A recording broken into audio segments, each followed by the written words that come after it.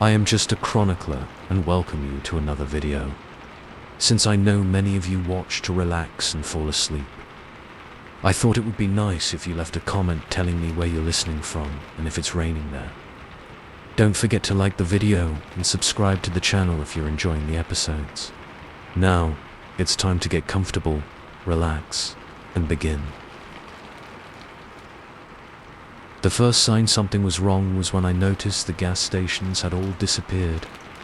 I'd been driving for hours, the monotonous hum of tires on asphalt lulling me into a trance-like state. The sun hung low on the horizon, painting the sky in brilliant oranges and pinks. It should have been beautiful, but something about it felt off, unnatural, like the colors were just a little too vivid. The light had touched her harsh. I blinked hard, trying to push away the creeping unease. Just road fatigue, I told myself. Nothing a strong cup of coffee couldn't fix. But as I scanned the highway for an exit, I realized it had been miles since I'd seen any signs of civilization. No billboards, no mile markers, not even those little white crosses marking roadside memorials. Just an endless ribbon of black asphalt stretching to the horizon, bordered by scrubby desert on both sides. I glanced at my phone, hoping to pull up a map, but the screen was blank. No signal. Great. A flicker of movement in my rearview mirror caught my eye. Headlights. The first car I'd seen in what felt like hours. I let out a breath I hadn't realized I'd been holding, oddly relieved at this small sign of normality. The car was still pretty far back, just a pinprick of light in the growing dusk. But as I watched, it seemed to be gaining on me quickly. Too quickly. I eased my foot onto the gas, speeding up a little. No need to get paranoid, I told myself. Probably just some guy in a hurry to get home. But the nagging feeling in my gut wouldn't go away. I found myself checking the mirror more and more frequently, watching those headlights grow larger with each passing minute. It was fully dark now, the only illumination coming from my headlights and the glow of my dashboard. I flicked on the radio, desperate for some noise to break the oppressive silence. Static. Nothing but static on every station. I jabbed the power button with more force than necessary, plunging the car back into silence. My palms were sweating now, leaving damp prints on the steering wheel. The headlights behind me were close enough now that I could make out the silhouette of the car. It was big, maybe an SUV or a truck, and it was riding my arse. Couldn't have been more than a few car lengths behind me. Back off, arsehole, I muttered, pressing the gas pedal a little harder. The speedometer crept up, minus 75. 80, 85. The other car matched my speed effortlessly. My heart was pounding now, adrenaline flooding my system. This wasn't normal. No one drives like this unless they're up to no good. I white-knuckled the steering wheel, eyes darting between the road ahead and the rearview mirror. Where the hell was everyone else? Surely there should be other cars, even this late at night. But the highway remained deserted. Just me and my pursuer racing through the darkness. 90 miles per hour now. 95. The engine whined in protest as I pushed it harder than I ever had before. But it wasn't enough. Those headlights stayed fixed in my mirror. An unblinking, baleful gaze. I was so focused on the car behind me that I almost missed the sign up ahead. My headlights swept across it for just a moment, but it was enough to make my blood run cold. No services next 200 miles. What? That couldn't be right. I'd been driving for hours already. Surely I must have covered at least a couple hundred miles since the last town. How could there still be nothing ahead? Unless... No. I shut that thought down hard. I couldn't afford to go down that rabbit hole right now. I had more immediate problems. Like the fact that the SUV behind me had suddenly accelerated, pulling alongside my car. The windows were tinted black as pitch. I couldn't make out anything inside. My breath came in short, sharp gasps as I gripped the wheels so tight my fingers ached. What do they want? Why won't they just pass me? For a long moment, we raced side by side down the empty highway. Then, slowly, inexorably, the SUV began to drift closer to my lane. No, no, no, I chanted, eyes wide with panic. They were going to run me off the road. I jerked the wheel hard to the right, tires squealing as I swerved onto the shoulder. Gravel pinged against the undercarriage as I fought to keep control of the car. Heart in my throat, I risked a glance in the rearview mirror, expecting to see the SUV bearing down on me. But the road behind me was empty. I blinked hard, certain I must be seeing things. But no, the highway was completely deserted. No headlights, no SUV, nothing but inky blackness stretching back as far as I could see. What the hell? I eased back onto the road, hands shaking as I tried to process what had just happened. Had I imagined the whole thing? Was I losing my mind?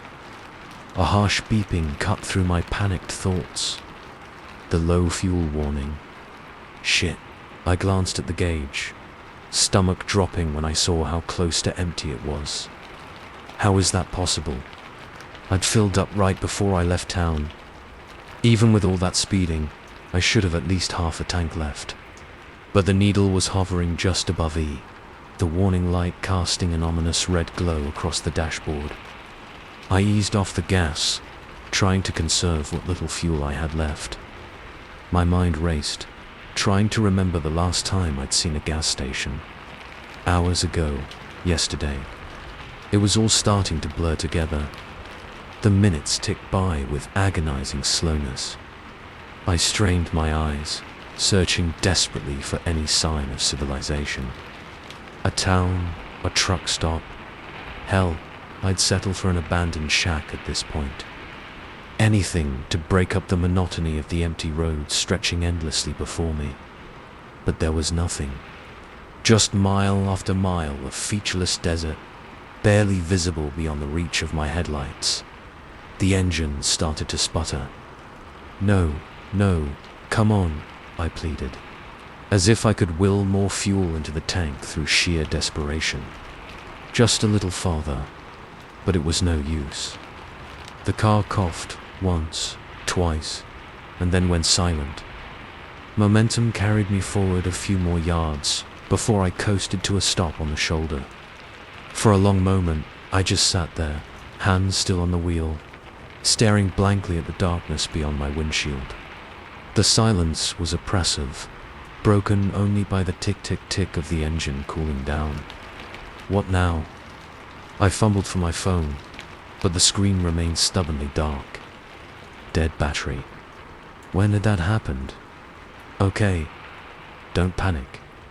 Think this through. I could wait here for someone to come along. But how long had it been since I'd seen another car?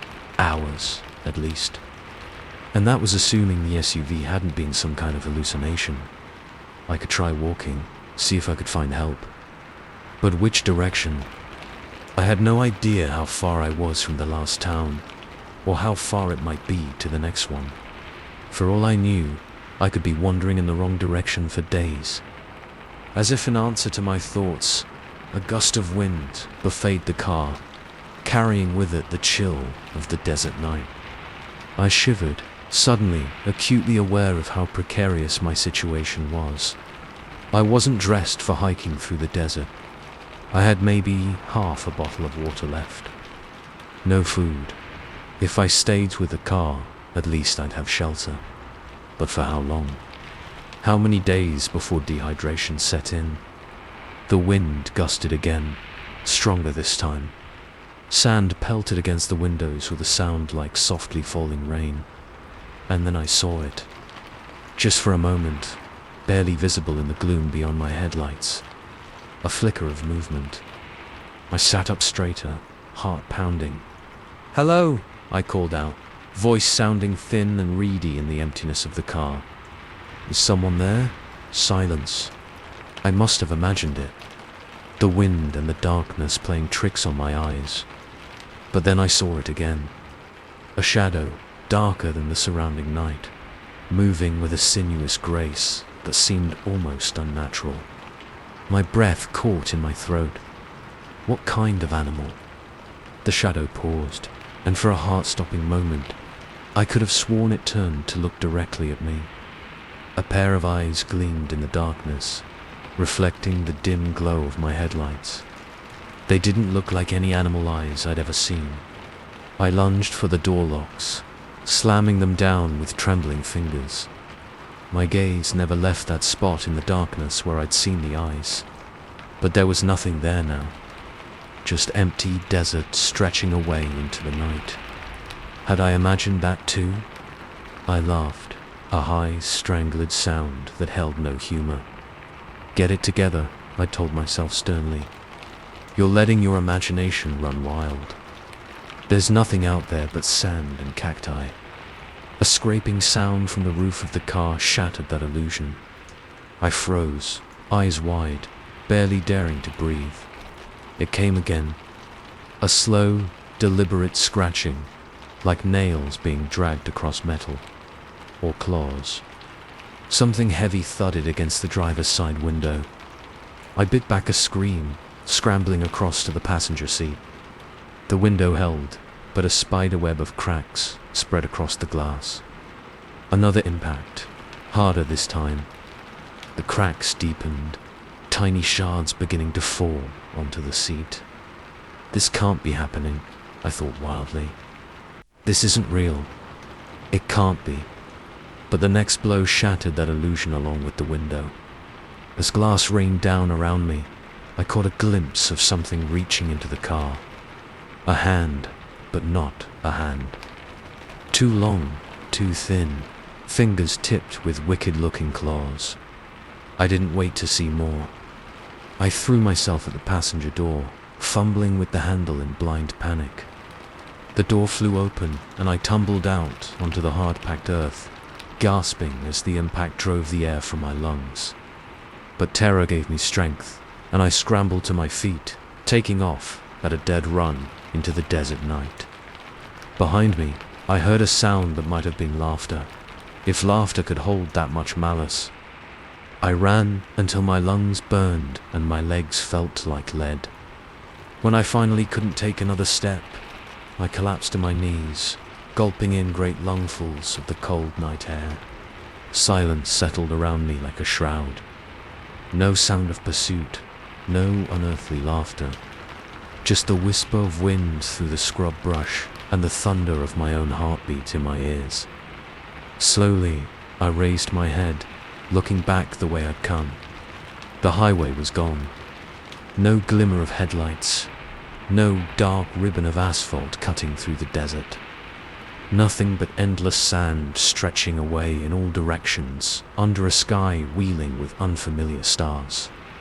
I was lost, utterly, completely lost. And something was out there in the darkness, waiting. I hugged my knees to my chest, shivering in the chill night air.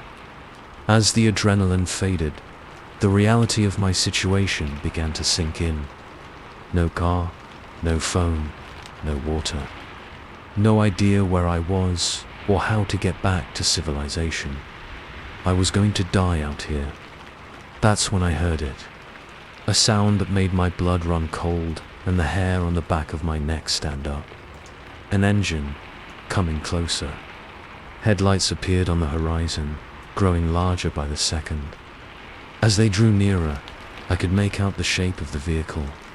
An SUV, sleek and black, windows tinted to mirror-like opacity. It pulled to a stop a few yards away, engine idling. For a long moment, nothing happened. Then, slowly, the driver's side door began to open. I scrambled to my feet, heart pounding so hard I thought it might burst from my chest. Every instinct screamed at me to run, but where could I go? There was nowhere to hide, nowhere to escape to. A figure emerged from the SUV, silhouetted against the headlights. I couldn't make out any features, just a vague human-shaped outline. It took a step towards me, then another. I wanted to run. I wanted to scream. But I was rooted to the spot, paralyzed by a terror more profound than anything I'd ever experienced. As the figure drew closer, I caught a glimpse of its face. It was my own. The thing wherein my face smiled, an expression of terrible hunger that didn't belong on human features. It spoke, and its voice was mine, but twisted, distorted. "Time to wake up," it said. And then I was falling, tumbling through darkness. The desert and the stars and the thing with my face all dissolving around me like mist. I jolted awake with a gasp, heart racing. For a moment, I couldn't remember where I was. Then reality slowly filtered back in. I was in my car, pulled over at a rest stop. I must have dozed off while taking a break from driving. Just a dream. It was just a dream. I scrubbed a hand over my face, trying to shake off the lingering tendrils of the nightmare. My shirt was soaked with sweat, and my hands were shaking. "Get it together," I told myself. "You've got a long drive ahead of you." I turned the key in the ignition, and the engine roared to life. The radio came on, some peppy pop song that felt jarringly out of place after the terror of my dream. I pulled back onto the highway, trying to focus on the familiar routine of driving. Just a few more hours and I'd be home.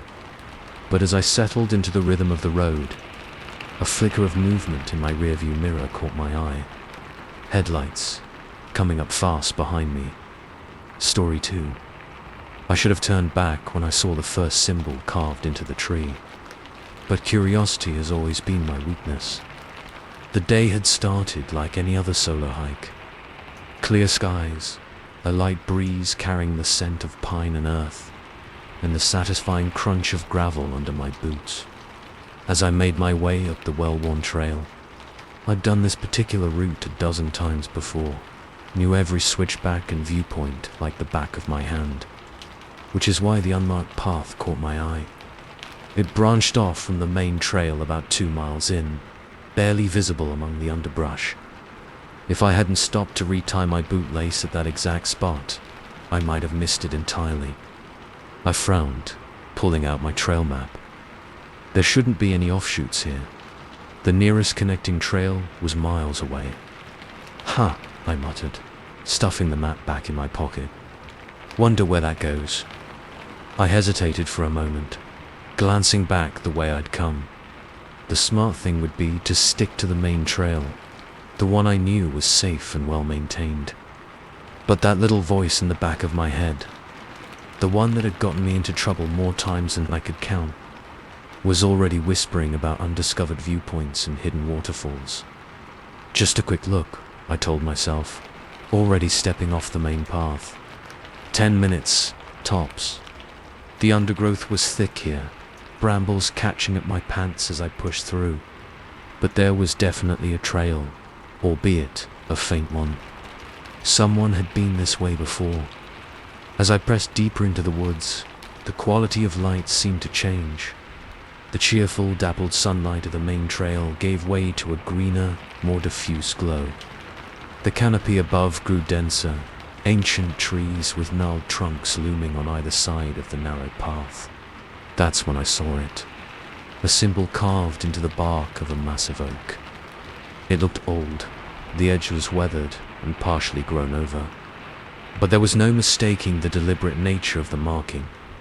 It almost looked like some kind of rune, all harsh angles and intersecting lines. A chill ran down my spine, despite the warmth of the day. There was something unsettling about the symbol, though I couldn't put my finger on why. I should go back, I thought, but my feet were already carrying me forward, deeper into the unfamiliar territory. The path began to wind more erratically now, no longer following any discernible logic. It would double back on itself, loop in wide circles, then plunge down steep inclines only to climb sharply again. I lost all sense of direction, the dense foliage blocking any view of the surrounding landscape. More symbols appeared, carved into trees or etched onto boulders, each one different, but all sharing that same unsettling quality. I found myself avoiding looking at them directly, as if they might burn themselves into my retinas if I stared too long. How long had I been walking? I checked my watch, then blinked in confusion. According to the display, only 20 minutes had passed since I left the main trail. But that couldn't be right. It felt like I'd been walking for hours. I pulled out my phone, thinking to check the GPS. No signal. Of course. Okay, I said aloud, trying to quell the growing unease in my gut. Time to head back. I turned around, retracing my steps. But nothing looked familiar. The path I'd just walked seemed to have vanished, swallowed up by the undergrowth. I spun in a slow circle, heart rate picking up as I realized I couldn't tell which direction I'd come from. Don't panic, I muttered. Just pick a direction and stick to it. You'll hit the main trail eventually. I set off with forced confidence, pushing through the dense foliage. But with each step, the forest seemed to grow thicker, darker. The trees pressed in closer, their branches reaching out like gnarled fingers, scratching at my arms and face. And always, those symbols. Everywhere I looked now, carved into every surface. My eyes slid over them, refusing to focus, but I could feel them watching me, judging me. The silence hit me then. There were no bird calls, no rustling of small animals in the underbrush. Even the wind had died down, leaving an oppressive stillness broken only by my increasingly labored breathing and the pounding of my heart. How big were these woods? I should have hit the edge by now, found a road or a clearing or something. But there was only more forest, stretching endlessly in every direction. A twig snapped behind me. I whirled around, pulse spiking. Hello. My voice sounded thin, reedy in the unnatural quiet. Is someone there? Silence. Just the looming trees and those watchful symbols. Get it together, I told myself sternly. You're letting your imagination run wild. There's nothing out here but squirrels and another snap. Closer this time. And then another. Who's there? I called out, hating the tremor in my voice. This isn't funny. But even as the words left my mouth, I knew. Whatever was out there, it wasn't human. I ran. Branches whipped at my face as I crashed through the underbrush, all thoughts of finding the trail forgotten. Behind me, I could hear something, moving through the woods with far more grace than my panicked flight. I risked a glance over my shoulder and immediately wished I hadn't. There, flickering between the trees, I caught glimpses of a shape, tall and impossibly thin, moving with a jerky, insectile gait. I couldn't make out any details, and some primal part of my brain told me I didn't want to. I ran faster, lungs burning, muscles screaming in protest. But no matter how hard I pushed myself, the sound of pursuit remained constant. Not falling behind, but not gaining either, like it was toying with me. Up ahead, I spotted a break in the trees, a clearing. Hope surged through me. Maybe I'd finally reached the edge of the woods. Maybe there would be a road, or a house, or... I burst out of the tree line and skidded to a halt, horror replacing hope. It was a clearing, all right, but not a natural one. The trees here had been arranged in a perfect circle, their branches woven together to form a kind of dome overhead. And in the center, an altar. There was no other word for it. A flat stone slab, stained dark with what I prayed was just age and weather. Symbols covered every inch of its surface, more complex and somehow more wrong than the ones I'd seen before. This was an old place. A place that had seen things it shouldn't have. I turned to run, to get as far away from this clearing as I could. But my body wouldn't respond. I stood there, frozen, as the shadows at the edge of the clearing began to move. They poured in from all sides, resolving into figures that were almost human, but not quite. Too tall, too thin, faces obscured by shadows that shouldn't exist in the bright afternoon sun. They formed a circle around me, swaying gently like reeds in a breeze I couldn't feel. And they began to sing. I couldn't understand the words. I'm not sure they were words at all, really. But the sound burrowed into my brain, setting my teeth on edge and making my vision blur. I wanted to scream, to clap my hands over my ears, but I still couldn't move. One of the figures detached itself from the circle, gliding towards me with that same jerky, wrong movement I'd glimpsed earlier. As it drew closer, I could make out more details, though my mind rebelled against what I was seeing. It was tall, so tall it had to stoop to bring its face level with mine. Limbs too long and jointed in all the wrong places. And its face. God, its face. I squeezed my eyes shut, unable to bear the sight any longer. Tears leaked from beneath my closed lids as the singing grew louder, more frenzied. Something cold touched my cheek. I flinched, but still couldn't pull away. Open your eyes. The voice was like rustling leaves and grinding stone. See us as we truly are. I shook my head frantically, keeping my eyes clenched tight. No, I whimpered. Please, no. You came to us, the voice continued, relentless. You left the path, and now you are ours. The singing reached a fever pitch. I felt hands grabbing me, too many hands, pulling me towards the altar. No, I screamed, finally finding my voice. Let me go, please. I just want to go home. You are home, the voice whispered, right next to my ear. Open your eyes. Join us in the dance. And then, to my horror, I felt my eyes beginning to open. Slowly, against my will, my eyelids started to rise. No, I moaned. No, no, no. A shrill beeping cut through the air, harsh and mechanical.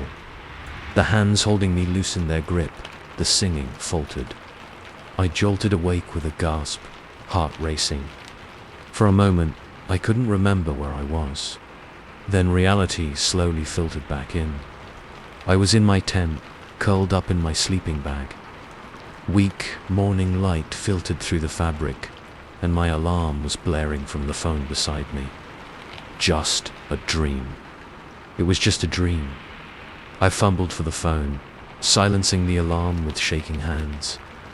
My shirt was soaked with sweat, and I could feel tears drying on my cheeks.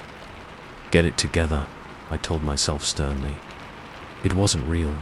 You're fine. Just a stupid nightmare. I unzipped the tent flap, crawling out into the crisp morning air.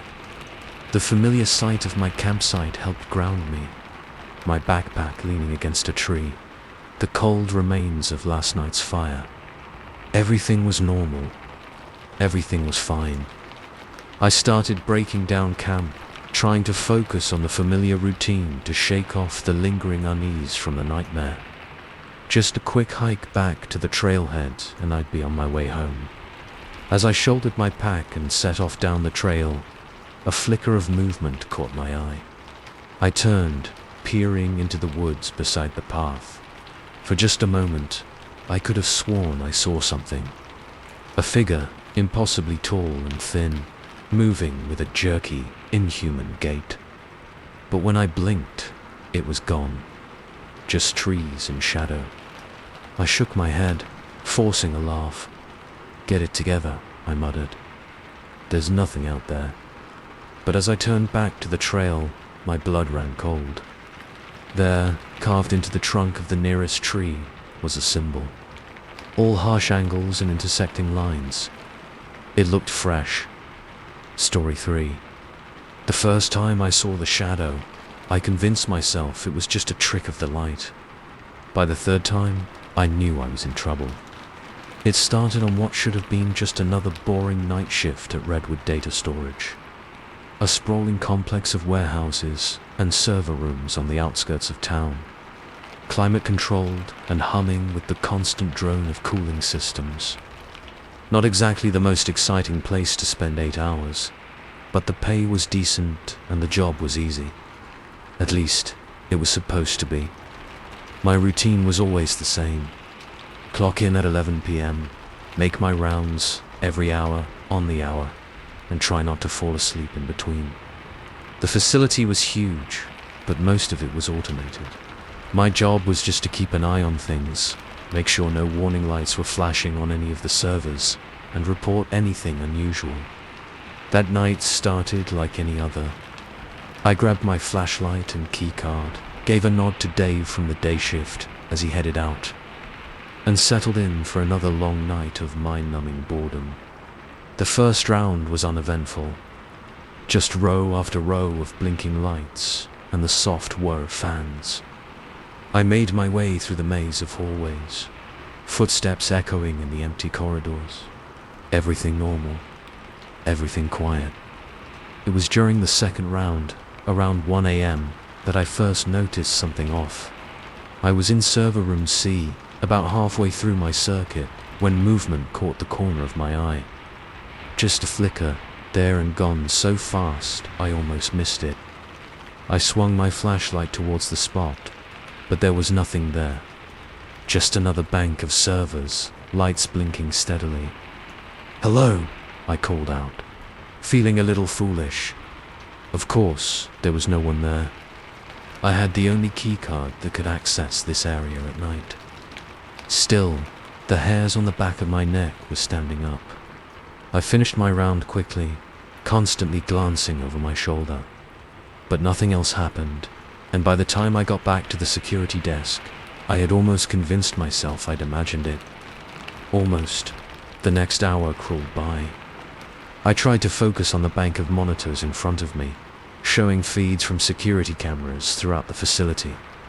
But my eyes kept drifting to the dark corners of each frame, searching for what, I wasn't sure. When 2 a.m. rolled around, I grabbed my flashlight with more hesitation than I'd like to admit.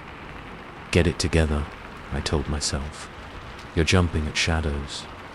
But as soon as I stepped into the first hallway, I knew something was different. The air felt heavier somehow, charged with a tension I couldn't explain. And it was quiet. Too quiet. The familiar hum of electronics that usually filled the background was muted, as if the whole building was holding its breath. I made my way through the rooms, moving faster than usual. Everything looked normal, but it felt wrong. Like the moment in a horror movie right before the jump scare. I was almost done with the round when I saw it again. A shadow, darker than the surrounding darkness, slipping around a corner just ahead of me. This time, I was sure I hadn't imagined it. "Hey!" I shouted, breaking into a run. "Stop, right there." I rounded the corner, flashlight beam bouncing wildly off the walls. But the hallway was empty. My heart was pounding now, breaths coming in short gasps. This wasn't possible. There was no way anyone could have gotten in here without setting off a dozen alarms. And even if they had, where could they have gone? This section was a dead end. I did a thorough search of the area, checking every nook and cranny. Nothing. No sign that anyone had been there at all. By the time I got back to the security desk, I was a mess of nerves. I pulled up the camera feeds, rewinding to see if I could spot anything unusual. But the footage showed exactly what I expected. Empty hallways and rooms, no sign of any intruders. I must be losing it, I thought. Too many late nights, too much caffeine. Yeah, that had to be it. But deep down, I knew that wasn't true. The rest of the night passed in a haze of paranoia, Every sound made me jump. Every shadow seemed to move. I kept my eyes glued to the monitors, barely blinking for fear of missing something. When Dave showed up for the morning shift, I practically ran out of there. "Rough night?" he asked, eyebrow raised at my obvious distress. I hesitated. How could I explain what had happened without sounding crazy? Just didn't sleep well before my shift, I lied. "Nothing to report." Dave shrugged, already turning his attention to the monitors. "Get some rest, man. You look like hell." I nodded, hurrying out to my car. As I drove home, the rising sun chasing away the shadows, I started to feel a little silly. It really had probably just been my imagination running wild. Maybe I did need more sleep. But that night, as I got ready for my shift, the unease came creeping back. I considered calling in sick, but I needed the money. And besides, what would I say? "Sorry, can't come in, afraid of the dark." So I went in, determined to prove to myself that there was nothing to be afraid of. Just another boring night at a boring job. For the first few hours, everything was normal. No moving shadows, no strange noises. I started to relax, feeling a little foolish for getting so worked up the night before. Then, during my 2 a.m. round, it happened again. I was in one of the smaller server rooms when I heard it. A soft, scraping sound, like something being dragged across the floor. It was coming from just around the corner. My whole body tensed, fight or flight instinct kicking in hard. But I forced myself to move forward, flashlight held out like a shield. "Hello?" I called out, hating the tremor in my voice. "This is security." "Come out now." Silence. Then, just as I was about to round the corner, I saw it. A hand, too long, fingers too thin, reaching around the edge of the wall. Just for a moment, then gone. I stumbled back, heart pounding so hard I thought it might burst from my chest. This wasn't possible. This couldn't be real. But even as I tried to rationalize what I'd seen, a voice whispered from the darkness. "Join us," it said, the sound somewhere between a hiss and static. "We've been waiting for you." I ran. Blind panic carrying me through the halls, not caring where I was going as long as it was away from that voice. I slammed through doors, taking turns at random until I finally burst out into the cool night air of the parking lot. I bent over, hands on my knees, gulping in great lungfuls of air. Slowly, the panic began to recede, replaced by a creeping sense of shame. What the hell was I doing? Running from shadows and imaginary voices. I was going to lose my job if I kept this up. Straightening up, I forced myself to look back at the building. It loomed against the night sky, windows dark except for the soft glow of emergency lighting. Everything looked normal, quiet, safe. I took a deep breath, steeling myself. I had to go back in. I couldn't just abandon my post. And besides, I'd feel like an idiot if I quit over what was probably just my overactive imagination. So I went back inside, pointedly ignoring the way my hand shook as I swiped my keycard. "Everything's fine," I told myself. "You're just tired, stressed, seeing things that aren't there." But as I made my way back to the security desk, I couldn't shake the feeling that I was being watched. The shadows seemed darker, the silence more oppressive. And was it my imagination, or was some of the server lights blinking in an odd pattern? I shook my head, trying to clear it. Focus on the job, I thought. Just a few more hours, and you can go home. I settled into my chair, pulling up the camera feeds. Everything looked normal. Rows of servers, empty hallways, nothing out of place. Then I noticed something odd about one of the feeds. Server room C, the one where I'd first seen the shadow. The timestamp in the corner was wrong. It showed a date from 3 months ago. Frowning, I clicked through the other cameras. All of them had incorrect timestamps, ranging from a few days to several months off. That's when I realized the feeds weren't live. I was looking at old footage, playing on a loop. Ice flooded my veins as the implications sank in. If these weren't live feeds, then anything could be happening in the facility right now. Anything could be out there in the darkness. I grabbed my flashlight, hand shaking so bad I almost dropped it. I had to check, had to know what was really going on. The hallway outside the security office was darker than I remembered, the emergency lights dimmer. Or maybe that was just my fear playing tricks on me. I moved slowly, every sense on high alert. The air felt thick, oppressive, making it hard to breathe. And that silence, God, that silence. Even the usual hum of electronics was gone now. As I rounded the corner into the main server room, my flashlight beam fell on something that made my blood run cold. The servers, row after row of them, were dark. No blinking lights, no whir of fans. Just dead, silent monoliths in the darkness. That's impossible, I thought wildly. The whole point of my job was to make sure these stayed running 24/7s.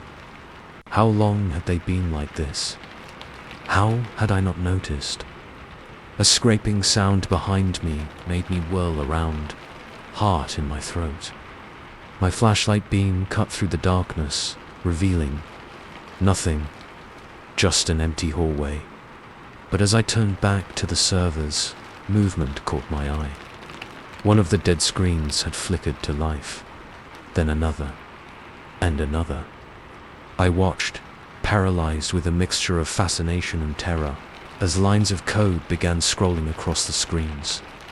Faster and faster, a cascade of symbols I couldn't begin to understand. And then, slowly, the symbols began to coalesce, forming shapes, forming faces, dozens of faces, distorted and wrong, staring out at me from every screen. Their mouths moved in unison, and I heard that voice again, not from any speaker, but inside my head. "We've been waiting for you," they said. "It's time to join us." The screens went dark, and in their reflection, I saw them. The shadows, no longer hiding, but moving towards me with purpose. Hands outstretched, 2 long fingers reaching for me. I tried to run, but my legs wouldn't move. Tried to scream, but no sound came out. All I could do was watch as the shadows drew closer, their touch as cold as the void between stars. The last thing I remember is thinking, I should have quit after the first night. Then darkness, and silence, and the sensation of falling, endlessly, into the spaces between the data. I'm still falling, still aware, somehow.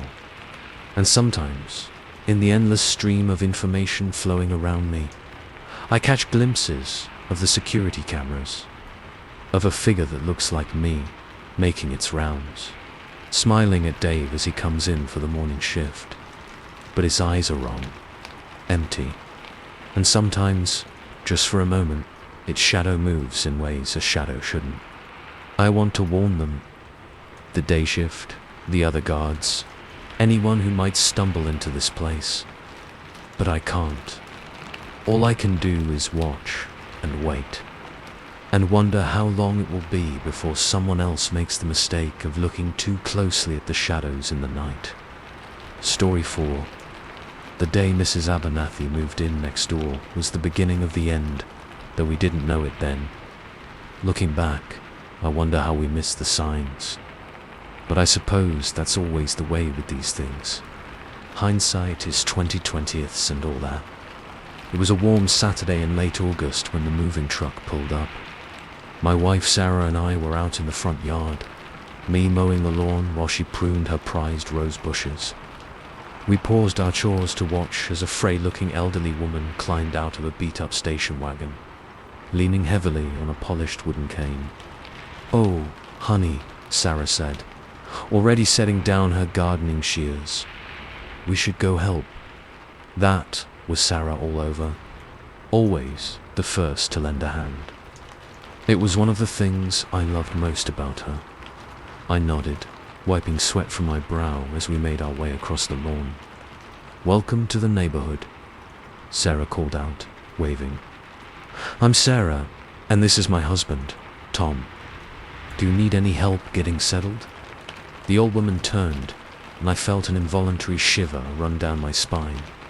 Her eyes were a pale, milky blue, cataracts, I assumed, and seemed to look right through us. But then she smiled, and the unsettling feeling passed. "Oh, aren't you dears?" she said, her voice quavering slightly. "I'm Mildred Abernathy. I would appreciate a bit of help, if you don't mind." These old bones aren't what they used to be. We spent the next few hours helping Mrs. Abernathy unpack. Her belongings were an eclectic mix of antiques and oddities. Old books with strange symbols on their spines. Jars filled with what looked like herbs and dried flowers. And more candles than I'd ever seen outside of a home goods store. My late husband was a collector, she explained when she caught me eyeing a particularly grotesque tribal mask. I can't bear to part with any of it. By the time we finished, the sun was setting. Mrs. Abernathy insisted on thanking us with a home-cooked meal, and Sarah accepted before I could make an excuse. "It's the least I can do," Mrs. Abernathy said, patting Sarah's hand. "You two have been such a blessing." Dinner was strange. The food was delicious. Some kind of savory stew that I couldn't quite place.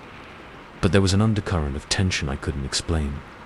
Maybe it was the way Mrs. Abernathy kept staring at us, or the odd questions she asked about our lives, our jobs, our family. "No children?" she asked, tilting her head in a way that reminded me oddly of a bird. "I ever not." Sarah's smile tightened. It was a sore subject. We'd been trying for years with no luck. "Just hasn't happened for us yet," she said lightly. Mrs. Abernathy nodded sagely. "Ah, well, these things have a way of working themselves out." She reached across the table, patting Sarah's hand again. "You'll see." As we left that night, Mrs. Abernathy pressed a small cloth bag into Sarah's hands. "A little welcome gift," she said with a wink. "Burn it in your bedroom. For sweet dreams." Sarah thanked her, but I noticed she tucked the bag into her pocket rather than holding onto it. Smart girl, my wife. Over the next few weeks, Mrs. Abernathy became a fixture in our lives. She was always needing help with something. Changing a light bulb, moving furniture, deciphering a bill. And every time, she insisted on repaying us with food or little trinkets. "I don't like to be indebted," she'd say, pressing yet another strange-smelling sachet or oddly carved figurine into our hands. At first, it was just mildly annoying, but as time went on, I started to feel off, tired all the time, no matter how much I slept, irritable, and I could have sworn things in our house were moving when we weren't looking. "Honey," I said one morning, staring into the kitchen cabinet, "have you seen my coffee mug? The one from college?" Sarah frowned, coming to look. "It was right there yesterday. Are you sure you didn't leave it in your office?" I shook my head, a sinking feeling in my gut. It wasn't the first thing to go missing lately. Keys, photos, Sarah's grandmother's locket, all vanished without a trace. And then there were the dreams. Vivid, unsettling dreams of dark forests and whispered voices. Of pale, grasping hands and eyes that glowed in the darkness. I'd wake up in a cold sweat, heart pounding, only to find Sarah thrashing beside me in the grip of her own nightmares. We didn't talk about it. Not really. Just exchanged worried glances over breakfast, both of us with dark circles under our eyes. It was about a month after Mrs. Abernathy moved in that things really started to get weird. I came home from work one day to find Sarah sitting at the kitchen table, staring blankly at the wall. "Babe," I said, setting down my briefcase. "Everything okay?" She blinked slowly, turning to look at me. For a moment, her eyes seemed wrong, too pale, too empty. But then she smiled, and she was my Sarah again. "Oh, hi honey," she said, standing up. "I didn't hear you come in. Mrs. Abernathy stopped by earlier. She brought us some of her special tea." I glanced at the steaming mug on the table, an acrid smell wafting from it. "That was nice of her," I said carefully. "Did you drink any?" Sarah nodded. "It's actually quite good. Would you like some?" I shook my head quickly. "No thanks. I'm not really in a tea mood." That night, I lay awake long after Sarah had fallen asleep, listening to the strange sounds coming from next door. Chanting, maybe, or just the wind playing tricks on my overtired mind. I must have dozed off eventually, because the next thing I knew, I was jerking awake to the sound of our bedroom door creaking open. "Sarah," I mumbled, reaching out. But the bed beside me was empty. Fully awake now, I sat up. A figure stood in the doorway, silhouetted against the hallway light. For a moment, I thought it was Sarah. But then it moved, and I realized with a jolt of terror that it was far too tall, its proportions all wrong. I opened my mouth to scream, but no sound came out. The figure took a step forward, and I caught a glimpse of pale, milky eyes. And then I was awake for real, gasping and drenched in sweat. Sarah stirred beside me, mumbling in her sleep. "Just a dream," I told myself. "Just another nightmare." But when I went downstairs for a glass of water, I found the front door standing wide open. Things escalated quickly after that. Our house felt wrong, oppressive, like the walls were watching us. Objects continued to disappear, only to reappear in strange places. Once, I found my missing coffee mug in the attic, a room I hadn't set foot in for months. Sarah started spending more and more time with Mrs. Abernathy. "She's lonely," she'd say when I expressed concern. "And she knows so much about, well, everything." But the Sarah who came back from those visits wasn't quite the woman I married. She was distant, distracted, and sometimes, when she thought I wasn't looking, I'd catch her staring at me with an expression I couldn't quite place. Something between hunger and pity. I tried to talk to her about it, but she'd just smile that new, vacant smile and change the subject. "Why don't you come visit Mrs. Abernathy with me?" she'd say. "I'm sure you'd feel better if you did." But I couldn't shake the feeling that if I stepped foot in that house, I might never come out again. Not as myself, anyway. It all came to a head one night, about 2 months after Mrs. Abernathy moved in. I woke up in the small hours of the morning to find Sarah's side of the bed empty again. But this time, I heard voices coming from downstairs. I crept down the stairs, heart pounding. The voices were coming from the living room. Sarah's and Mrs. Abernathy's, mixed with others I didn't recognize. As I got closer, I could make out words. "Almost ready," Mrs. Abernathy was saying. "Just one more step, and the transformation will be complete." "And Tom?" Sarah's voice, but flat, emotionless. "Oh, don't worry about him, dear. He'll join us soon enough. They always do, in the end." I peered around the corner, and the scene before me seared itself into my brain. Sarah and Mrs. Abernathy stood in the center of the room, surrounded by a circle of candles. But they weren't alone. Shadowy figures lurked at the edges of the room, their features indistinct, but their eyes, God, their eyes, glowing with an inner light that was anything but human. As I watched, frozen in horror, Mrs. Abernathy raised her arms. The shadows surged forward, enveloping Sarah. She didn't scream, didn't struggle, just stood there as the darkness seemed to seep into her very being. When it receded, the thing that stood there wasn't my wife anymore. It looked like her, mostly, but its eyes were pale and milky, and its smile was just a little too wide.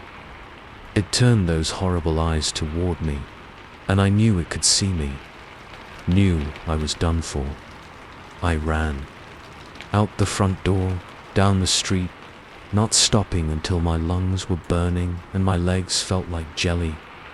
When I finally slowed, I realized I had no idea where I was. The streets all looked the same, lined with identical houses, windows dark and empty, and in every doorway a figure, tall and wan, with pale eyes that followed me as I stumbled past. I'm still running, even now, moving from town to town, never staying in one place for too long, because I know they're out there, spreading, waiting, and sometimes, late at night, I'll catch a glimpse of Sarah's face in a passing window, or I'll pick up the phone to hear Mrs. Abernathy's quavering voice telling me it's time to come home. But it's not my Sarah anymore, and wherever they are, it's not home. So I keep running, and I warn anyone who will listen. Be careful of new neighbors bearing gifts. Sometimes the price of kindness is higher than you can imagine. Story 5. The moment we found the hidden door, I should have known better than to open it. But curiosity has always been my weakness, and in urban exploration, that can be a dangerous thing.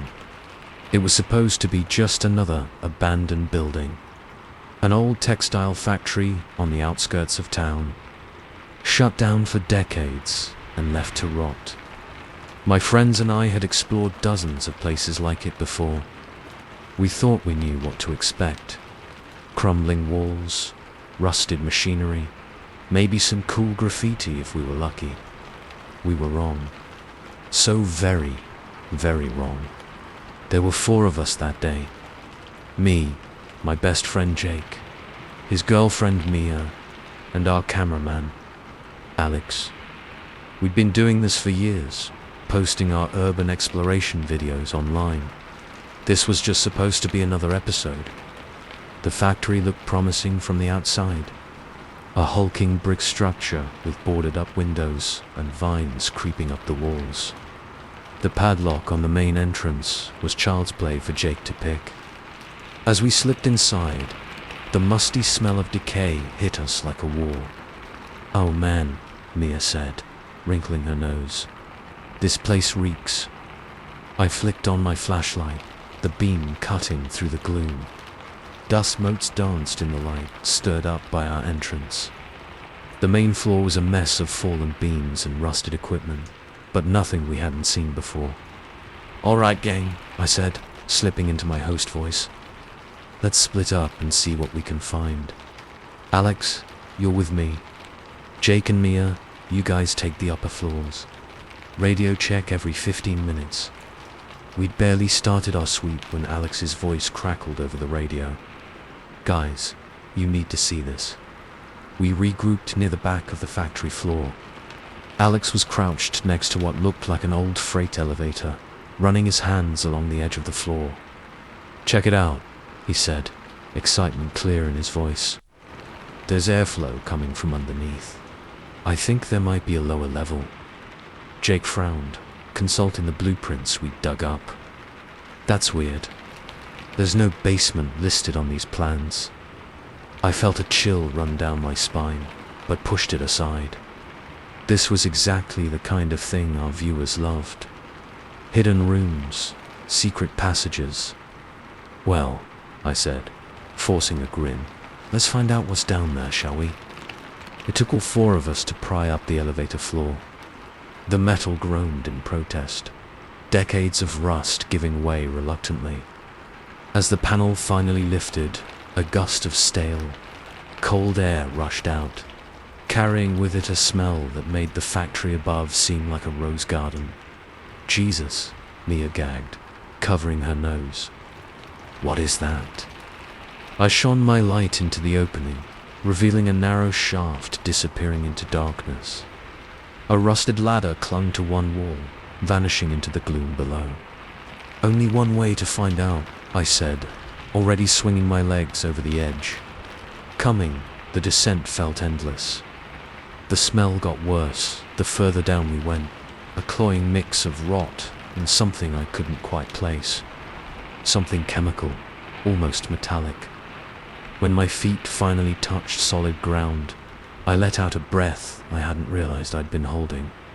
Clear, I called up, stepping aside to make room for the others. As we all gathered at the bottom, our flashlight beams danced across rough stone walls. We were in some kind of tunnel, stretching off in both directions as far as the light could reach. Holy shit, Jake whispered, his voice echoing slightly. How far does this go? I pulled out the digital map on my phone, trying to orient ourselves. Looks like we're under the street now. This tunnel could connect to the old subway system, maybe. Guys, Mia said, her voice tight. Look at this. She was pointing at the wall nearest to us. As I moved my light closer, I saw what had caught her attention. Carved into the stone were symbols, crude, angular things that hurt my eyes to look at directly. Some kind of graffiti, Alex suggested, but he didn't sound convinced. I shook my head slowly. These look old, really old. A heavy silence fell over the group. We'd seen some weird stuff in our explorations before, but this felt different. Wrong, somehow.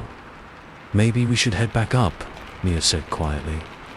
Part of me wanted to agree, but a larger part, the part that always pushed for one more room, one more floor, was already moving deeper into the tunnel. Come on, I said. We can't turn back now. This could be huge. Reluctantly, the others followed. The tunnel seemed to go on forever, twisting and turning with no rhyme or reason. More symbols appeared on the walls, growing more complex and unsettling the further we went.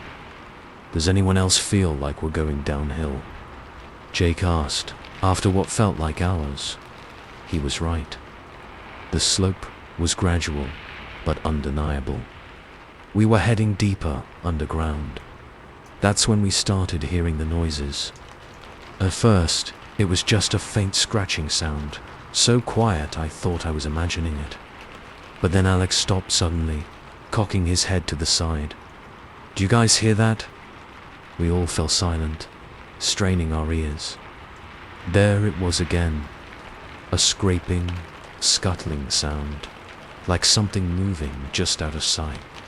Probably just rats, I said, but my voice sounded hollow even to my own ears. As we pressed on, the noises grew louder, more frequent. And now there were other sounds mixed in, whispers that seemed to come from the very walls, echoing fragments of words in a language I didn't recognize. Mia was the first to crack. I can't do this, she said, voice shaking. We need to go back. Now, I opened my mouth to argue, but the words died in my throat as my flashlight beam fell on something ahead. A door, ancient and weathered, but unmistakably a door, set right into the tunnel wall. Holy shit, Jake breathed. What the hell is that doing down here?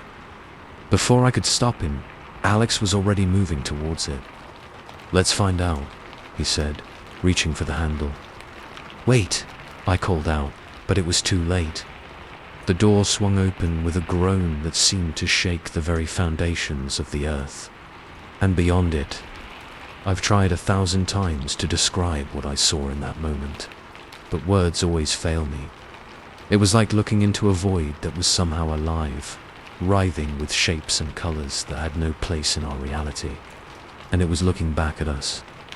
A blast of air, hot and cold at the same time, reeking of ozone and decay, knocked us off our feet. I heard screaming, but I couldn't tell if it was coming from us or from whatever lay beyond that impossible door. "Run!" I yelled, scrambling to my feet. "Go! Go! Go!" We ran. God, how we ran! Back through the twisting tunnels, hearts pounding, lungs burning. The scuttling sounds were all around us now, and I swear I could feel hot breath on the back of my neck. I don't know how long we ran or how we found our way back. It's all a blur of terror and adrenaline. But somehow, we made it back to the elevator shaft. "Up! Up!" I gasped, practically shoving Mia onto the ladder. "Don't look back, just climb." One by one, we scrambled up the rusted rungs. I was last, and as I started to climb, I made the mistake of looking back. The tunnel behind us was filled with something, a writhing mass of darkness, punctuated by glowing eyes and grasping limbs, and it was coming straight for us. I climbed faster than I ever have in my life, my hands slick with sweat and fear. As I neared the top, I felt something grab my ankle. Cold, impossibly strong fingers, trying to drag me back down. "Help!" I screamed. "Pull me up!" Hands grabbed my arms, hauling me up with desperate strength. For a moment, I was suspended between two worlds. The familiar above, the unthinkable below. Then, with a final heave, I was through. Jake and Alex slammed the elevator panel back into place. We didn't stop to catch our breath, just ran full tilt out of the factory and into the blessed sunlight. It wasn't until we were safely in our car, peeling out of the parking lot, that the reality of what had happened began to sink in. "What?" Mia gasped between sobs. "What was that?" I shook my head, unable to form words. My ankle throbbed where the thing had grabbed me, and when I rolled up my pant leg, I saw a perfect handprint bruised into my skin. A handprint with far too many fingers. We never spoke publicly about what happened that day. How could we? Who would believe us? We took down our channel, destroyed the footage, tried to forget. But sometimes, late at night, I still hear those whispers. Still feel the pull of that otherworldly darkness. And I know, deep in my bones, that we didn't escape. Not really. We just bought ourselves some time. Because whatever was down there, whatever we woke up, it's still there, waiting. And sooner or later, it's going to find its way out. So if you're ever exploring an abandoned building, and you find a door that shouldn't be there, take my advice. Don't open it. Run. Run. And don't ever look back. Story 6. I should have known something was off when I couldn't find the cabin on any map.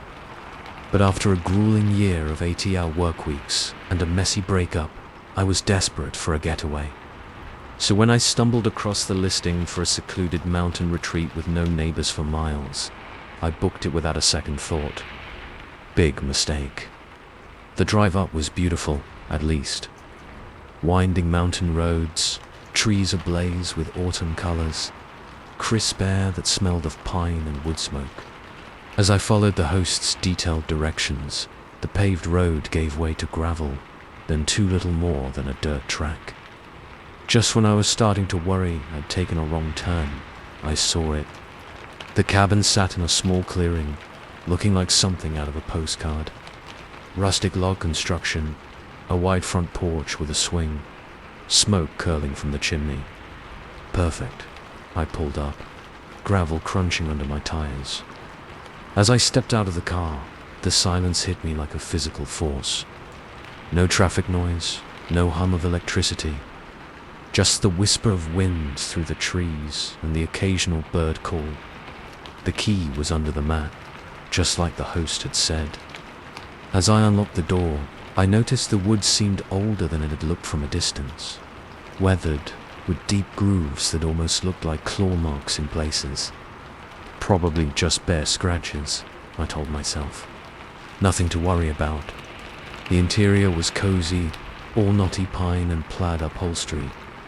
A fire crackled in the stone fireplace, filling the room with warmth and the scent of burning wood. Wait, a fire? I frowned, looking around. There was no sign anyone had been here recently. The host had said the cleaning service came once a week, but that had been 3 days ago. "Hello," I called out, suddenly uneasy. "Is anyone here?" Silence. "Get a grip," I scolded myself. The host probably just has it on a timer or something. I shook off the weird feeling and started unpacking. By the time I'd settled in, the sun was setting. I fixed myself a simple dinner from the supplies I'd brought, then curled up on the sofa with a book and a glass of wine. This is exactly what I needed, I thought, feeling the tension of the past years start to melt away. I must have dozed off, because the next thing I knew, I was jolting awake, disoriented. The fire had burned down to embers, casting weird shadows around the room. Something had woken me, but I couldn't place what. Then I heard it, a soft thump from upstairs, like something heavy being set down. My heart started racing. I was supposed to be alone here. "Hello?" I called out again, my voice embarrassingly shaky. "Is someone there?" No answer, but I could have sworn I heard the creak of floorboards. Okay, don't panic. There has to be a rational explanation. I grabbed my phone, ready to call. Who? The police? I didn't even know where exactly I was. No signal, of course. Taking a deep breath, I grabbed the fireplace poker. It was better than nothing, and crept towards the stairs. Each step seemed to groan under my weight, the sound impossibly loud in the silent house. The upper floor was pitch black. I fumbled for a light switch, my fingers brushing against rough wood. Where was it? I distinctly remembered turning on lights up here when I arrived. Finally, my hand found a switch. I flipped it. Nothing happened. A floorboard creaked behind me. I whirled around, poker raised, heart pounding so hard I thought it might burst from my chest. But the hallway was empty. "Get a grip," I told myself sternly. "You're letting your imagination run wild." I backed carefully down the stairs, keeping the poker raised. When I reached the main floor, I did a thorough search of the cabin, checking every room, every closet. Nothing seemed out of place. No sign anyone had been there but me. By the time I finished, I felt a little silly. Clearly, I was more stressed than I'd realized. The weird noises were probably just the house settling. Old cabins make all kinds of strange sounds, right? I checked my watch. 3:27 a.m. Great. Too wired to sleep, I decided to make some tea. As I waited for the kettle to boil, I noticed something odd. The pictures on the wall, generic landscape prints, seemed different. Hadn't that mountain peak been on the left before? I shook my head. It was late. I was tired. I was seeing things. The next morning, bright sunlight streaming through the windows made the events of the night seem silly and overblown. I spent the day hiking, breathing in the crisp mountain air and reveling in the solitude. But as I approached the cabin that evening, the uneasy feeling returned. Something was different. It took me a moment to place it. The porch swing was on the other side of the door. I stood there for a long moment, key in hand, staring at the swing. I knew. It had been on the left side that morning. "This is crazy," I muttered. You're losing it. I unlocked the door with shaking hands and stepped inside. Everything looked normal, but I couldn't shake the feeling that things had moved. The sofa was a few inches to the left. The rug was at a slightly different angle. Little things.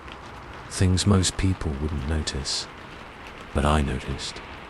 I barely slept that night, jumping at every creak and groan of the old house. When I finally drifted off near dawn, my dreams were filled with shifting rooms and endless hallways that led nowhere. The next day passed in a haze of paranoia. I couldn't relax, couldn't shake the feeling of being watched. Every time I left a room, I'd return to find something slightly off. A chair moved, a book on a different shelf. My clothes folded in a way I was sure I hadn't left them. By nightfall, I was a wreck. I paced the cabin, double and triple checking the locks, though a voice in the back of my mind whispered that locks wouldn't help against whatever was happening here. That's when I noticed the door. It was in the hallway leading to the bedroom, a door that I was absolutely certain hadn't been there before. Old, weathered wood with strange symbols carved around the frame. I stood frozen, staring at it. This isn't possible, I thought. I'm losing my mind. Suddenly, I couldn't stand to be in the cabin for another second. I had to get out, had to get away from this insanity.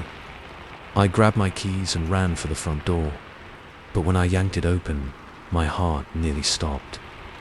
Beyond the door wasn't the porch, wasn't the clearing where I'd parked my car.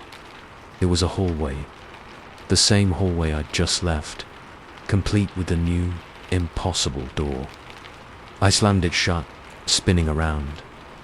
The cabin looked the same, and yet, wrong. The proportions were off, the corners not quite right angles. I ran to a window, desperate for a glimpse of normality, but outside was only darkness. Not night darkness, but a void. Absolute and impenetrable. A laugh bubbled up in my throat, teetering on the edge of hysteria. This couldn't be happening. Things like this didn't happen in real life. The creak of a floorboard snapped me back to the moment. I turned slowly, already knowing what I'd see. The impossible door stood open. Beyond it, I could see something. A space that hurt my eyes to look at. Full of angles that shouldn't exist, and colors that had no place in our reality. And there were things moving in that space. Things that slithered and crawled, that had too many limbs or not enough. Things that saw me. I ran, through the house that was no longer a house, down hallways that looped back on themselves, through doors that led to rooms that couldn't exist. I don't know how long I ran. Hours, days. Time had no meaning in that place. But eventually, I found myself back in front of that first impossible door. I was exhausted, mentally and physically. I couldn't run anymore. As I stood there, panting, I noticed something. A faint line of light around the door frame. Daylight. With a sob of desperate hope, I grabbed the handle and yanked the door open. I almost cried with relief when I saw the familiar clearing. My car still parked where I'd left it. Without a backward glance, I ran to the vehicle, fumbling with the keys. As I peeled out of the clearing, tires spinning on gravel, I finally allowed myself to look in the rearview mirror. The cabin was gone. In its place was a twisted structure of impossible geometry, already fading like a mirage. I drove for hours, not stopping until I hit the highway. When I finally pulled over at a rest stop, my hands were shaking so badly I could barely turn off the engine. It's been weeks now, and I still don't know what to make of what happened. I've searched for that listing, tried to find any record of the cabin. Nothing. Sometimes I wonder if I imagined the whole thing. A mental breakdown brought on by stress, maybe. But then I'll catch a glimpse of something out of the corner of my eye. A door that shouldn't be there, gone when I turned to look. The sense of a space beyond the walls of my apartment that doesn't match the building's layout. And I know it wasn't just the cabin. Whatever that place was, whatever lived there, I brought some of it back with me. So let me give you some advice. Be careful with those too good to be true vacation rentals. Sometimes the isolation isn't the relaxing escape you think it'll be. And if you ever find yourself in a place where the rooms don't quite add up, where things move when you're not looking, run, and don't look back. Because once that door opens, it never really closes again. Story 7. The first call came on a Tuesday. I remember because I'd just finished binge watching a new series, and the clock on my nightstand flipped to 12 a.m., right as my phone started to ring. Who the hell calls at midnight? I thought, fumbling for my phone in the dark. The screen showed an unknown number, area code I didn't recognize. Probably a wrong number, or a drunk dial. Still, curiosity got the better of me. "Hello," I said, stifling a yawn. Silence. Then, faintly, I heard something.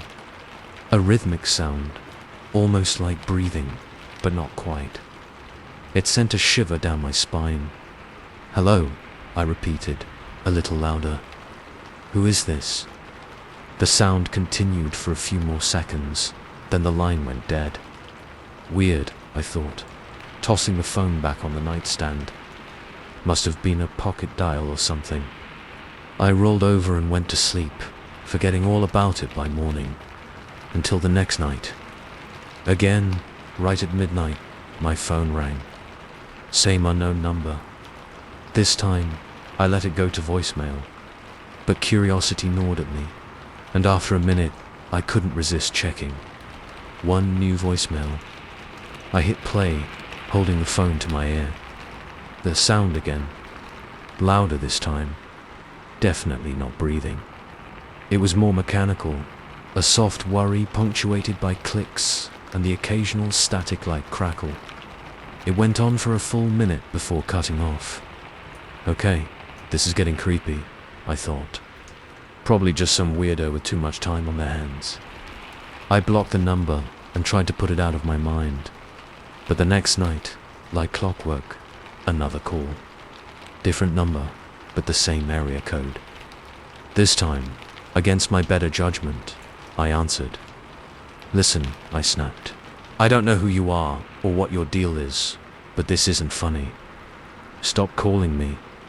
The sound started immediately, louder than ever, and underneath it, I could swear I heard whispers, indistinct, but definitely there. I ended the call, hands shaking slightly. This was beyond a prank now. This was harassment. But who would do this, and why me? I barely slept that night, jumping at every little noise. By morning, I'd convinced myself I was overreacting. Probably just some automated system glitch. Nothing to worry about. But I couldn't shake the uneasy feeling that had settled in the pit of my stomach. The next few days fell into a surreal pattern. Every night, precisely at midnight, a call from a new number. Always that same sound, growing more complex, more unsettling. And always those whispers, just on the edge of comprehension. I tried everything. Blocking numbers, turning off my phone, even changing my number. Nothing worked. The calls always came through. After a week, I broke down and went to the police. But without any actual threats or clear evidence of stalking, there wasn't much they could do. "Look," the officer said, not unkindly. "It's probably just some kid with too much time on their hands. Best thing you can do is ignore it. They'll get bored eventually." But I knew, deep down, that this was something more. Something worse. Because the sounds were changing. Evolving. That mechanical worry now had an almost organic quality to it. like the purr of some massive alien beast. And the whispers. God, the whispers. Still maddeningly unclear, but with a desperate, pleading tone that made my skin crawl. And then there were the dreams. They started about 2 weeks in. Vivid, hyper-realistic nightmares of dark, twisting corridors, of shadowy figures always just out of sight. And always, that sound, surrounding me, pressing in on all sides, until I thought I'd go mad. I'd wake up gasping, drenched in sweat, the echo of those whispers still ringing in my ears. By the 3rd week, I was a wreck. Dark circles under my eyes, jumping at every little noise. I stopped going to work, stopped answering texts from concerned friends. How could I explain what was happening without sounding completely insane? It was during one of these sleepless nights, as I paced my apartment for the 100th time, that I noticed something odd. The sound coming from my phone. I'd heard it before, not just in the calls, but here, in my own apartment. I stood perfectly still, barely breathing, and listened. There, faint but unmistakable, that same worry coming from the walls. No, that's not possible. You're sleep deprived. Hearing things. But now that I'd noticed it, I couldn't unhear it. It was everywhere. In the walls, the floor, the ceiling. My whole apartment was alive with that sound.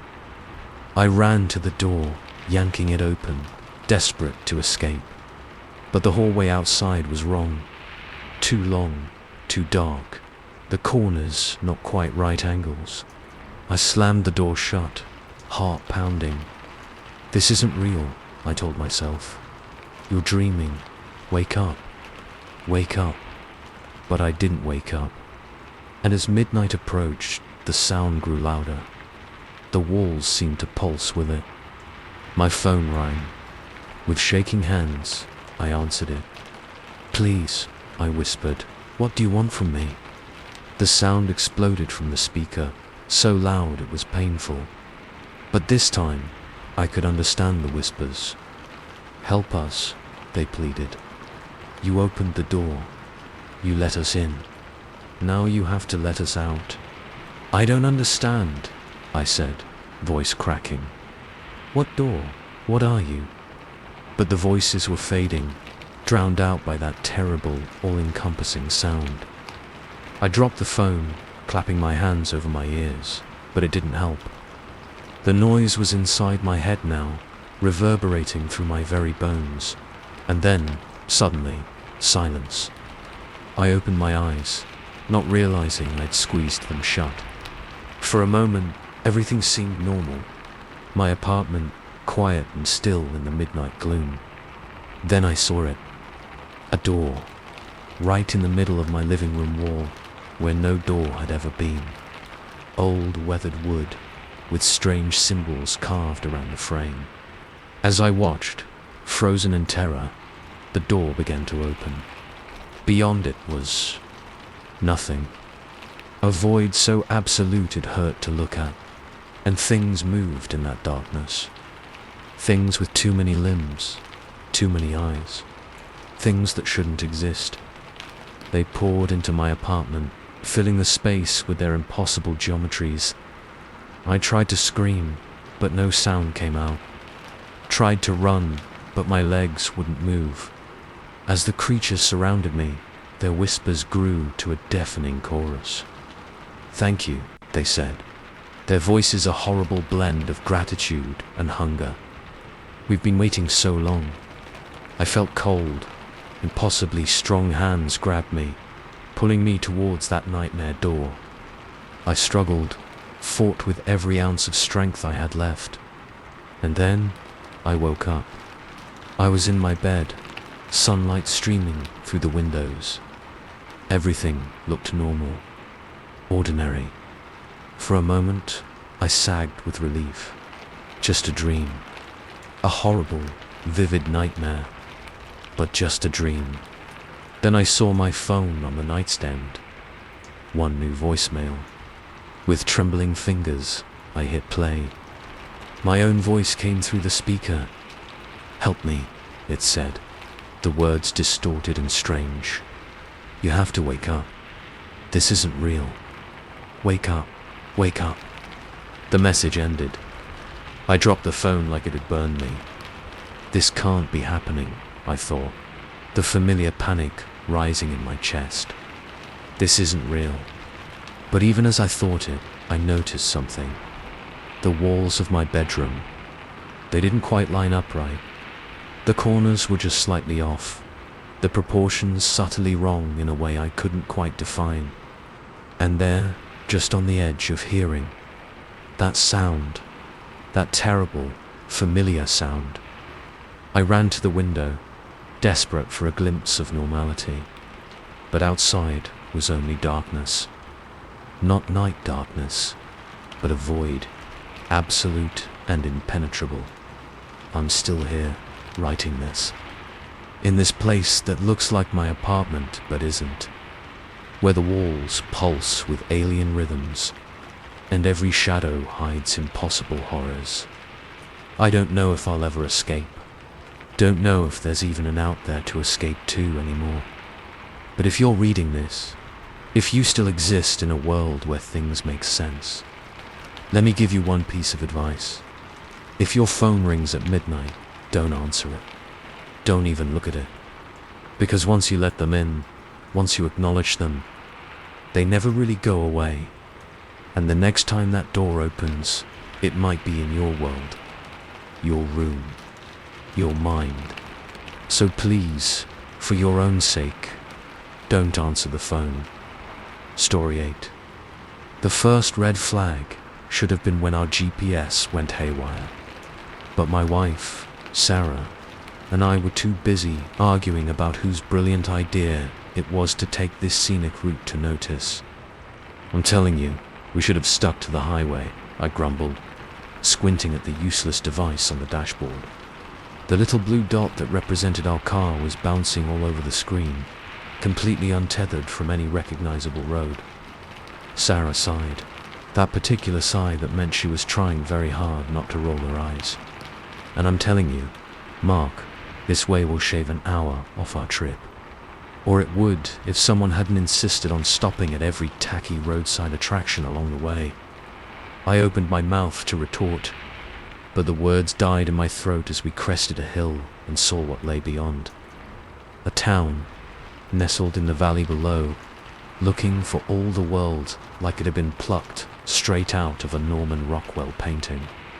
Quaint buildings lined a main street, their facades gleaming in the late afternoon sun. A white church steeple rose above the rooftops, its bell tower clearly visible. "Well, would you look at that?" Sarah murmured, previous irritation forgotten. "It's adorable."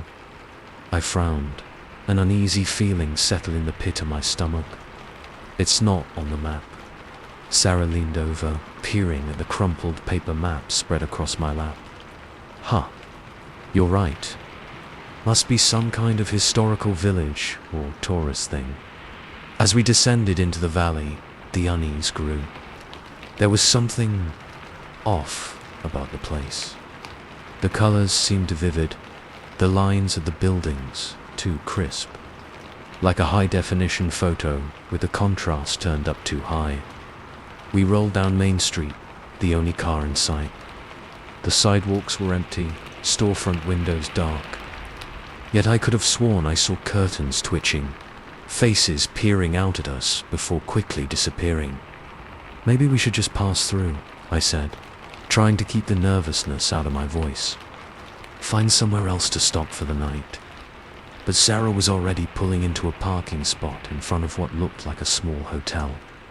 "Don't be silly," she said. "This place is perfect, and I'm exhausted. We're stopping." The air outside the car was strange, just still, with an underlying scent I couldn't quite place. Something metallic, almost coppery.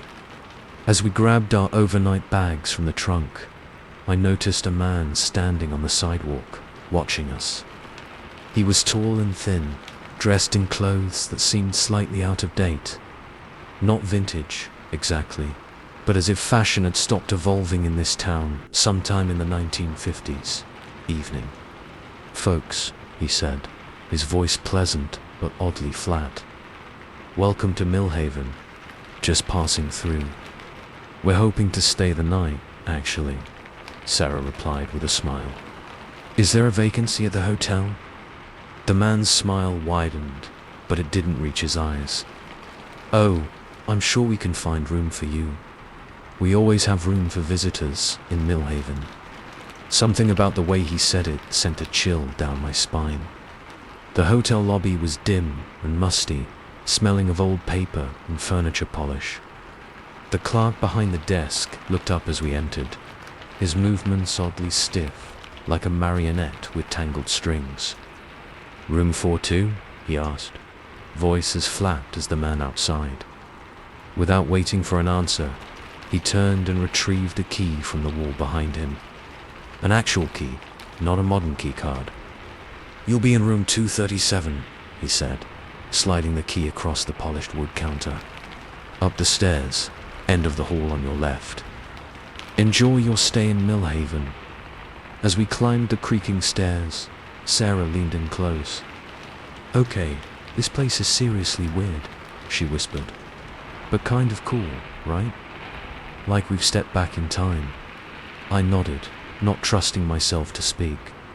Every instinct was screaming at me to grab Sarah and run, to get as far away from this town as possible. But I couldn't explain why. Couldn't put into words the growing sense of wrongness that seemed to permeate every molecule of air. The room was like something out of a museum exhibit on mid-20th century Americana. Floral wallpaper, a heavy iron radiator in the corner, even an old black and white television set. "Well, this is quaint," Sarah said, running a finger along the dresser and leaving a clear line in the layer of dust. "Think that TV actually works."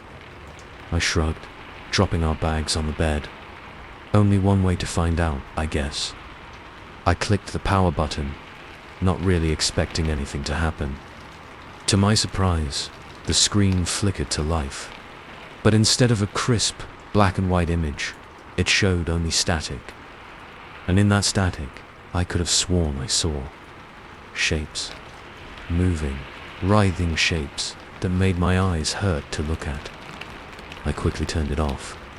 Let's go find something to eat," I said, suddenly desperate to be out of that room.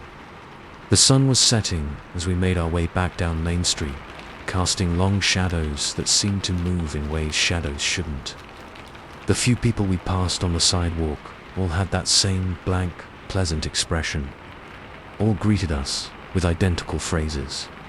"Evening, folks. Enjoying your stay in Millhaven." We found a diner that looked open, the neon open sign in the window buzzing faintly.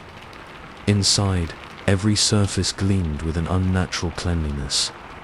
The few other patrons sat unnaturally still, forks hovering halfway to mouths that never seemed to actually take a bite. A waitress approached, her smile as fixed and unnatural as everyone else's. "Evening, folks. What'll it be?" We ordered burgers, more out of a desire to appear normal than any real hunger. As we waited, I leaned across the table, keeping my voice low.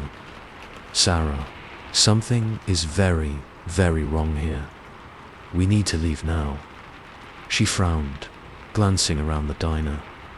"I mean, yeah, it's a little weird." But no, I cut her off, more sharply than I intended. "This isn't just weird, this is wrong. Haven't you noticed? The people, the way they move, the way they talk. It's like they're not real." Sarah's frown deepened. "Mark, you're scaring me. What are you talking about?" Before I could answer, the waitress returned with our food. The burgers looked perfect. Too perfect. Like plastic props in a store display. "Enjoy your meal," the waitress said, her voice suddenly distorted, as if coming from very far away. "Enjoy your stay in Millhaven. Stay forever in Millhaven." Sarah's eyes widened, real fear flickering across her face for the first time. "Okay," she said quietly. "Okay, you're right. Let's go." We stood up, abandoning the untouched food, and hurried out of the diner. But as we stepped onto the sidewalk, my heart sank. The street had changed. Buildings that weren't there before now loomed on either side. The road stretched out endlessly in both directions. No sign of the town limits we'd driven through just hours ago. And the people, God, the people, they lined the sidewalks now. Dozens of them, all turned to face us. All wearing that same pleasant, empty smile. "No," Sarah whispered, clutching my arm. "This isn't possible." We ran. Down the endless street, past buildings that shifted and changed when we weren't looking directly at them. Past people who called out in cheery, distorted voices. "Stay in Millhaven. Stay forever in Millhaven." I don't know how long we ran. Hours, maybe. The sky above never changed, locked in that same twilight glow. Our legs burned, lungs screaming for air, but we didn't dare stop. And then, suddenly, we were back, right in front of the hotel where we'd started. The man from earlier stood on the sidewalk, still smiling that empty smile. But now I could see behind it, could see the void where a soul should be. "Going so soon?" he asked, his voice no longer even attempting to sound human. It rasped and clicked, like insects skittering over dry leaves. "But you've only just arrived, and in Millhaven, guests stay forever." His face began to change, features melting, running like wax, revealing something underneath that my mind wouldn't comprehend.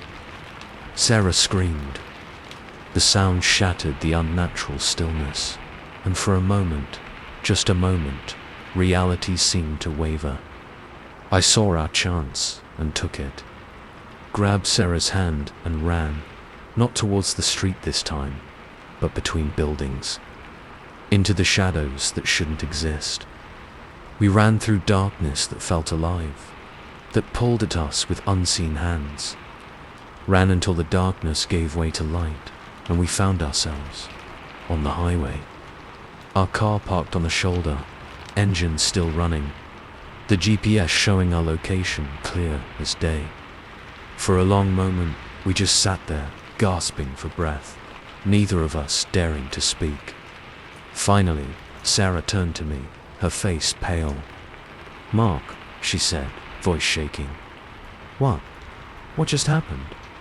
I shook my head, unable to find words, unable to process what we'd just experienced. We drove in silence after that, sticking to main roads, never straying from the GPS route. But every small town we passed filled me with dread. Every friendly smile from a local sent a chill down my spine. Because now I know the truth. There are places in this world that aren't on any map. Places that exist in the cracks between what's real and what's not. And if you're not careful, if you take that wrong turn or trust that outdated GPS, you might just find yourself in a town like Millhaven, where the sun never quite sets, where the people are always smiling, always welcoming, where guests stay forever. So take my advice. Stick to the main roads. Don't explore that quaint little town that seems too perfect to be real. Because it probably isn't. And once you're there, you might never leave. Story 9. I never should have stayed late that night. But with the Johnson account deadline looming and my boss breathing down my neck, what choice did I have? If only I'd known what was waiting for me in those empty halls, in the shadows between cubicles. Maybe then I would have risked my job instead of, well, you'll see. It was a Tuesday. I remember because I'd been looking forward to trivia night at O'Malley's, a weekly tradition with my co-workers that I'd have to miss. Again, as 5 p.m. rolled around and the office began to empty, I couldn't help but feel a pang of resentment watching everyone pack up, laughing and making plans. "You sure you can't come for just one drink, Alex?" That was Jenny from accounting, already shrugging on her coat. I shook my head, gesturing at the mountain of paperwork on my desk. "Rain check? Johnson accounts due tomorrow, and Richards will have my head if it's not perfect." Jenny winced sympathetically. "Ouch. Well, don't work too late, okay? This place gets creepy after hours. If only I'd listened."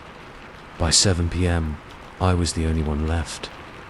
The fluorescent lights hummed overhead, casting harsh shadows across my keyboard. The usual background noise of ringing phones and chattering co-workers had given way to an oppressive silence, broken only by the occasional hum of the ancient air conditioning kicking in. I stretched, feeling my spine pop in protest. "Just a few more hours," I told myself. "Then you can go home, microwave something that vaguely resembles dinner, and pass out. Living the dream." It was around 9 p.m. when I first noticed something off. I'd gotten up to refill my coffee mug, padding down the hallway towards the break room.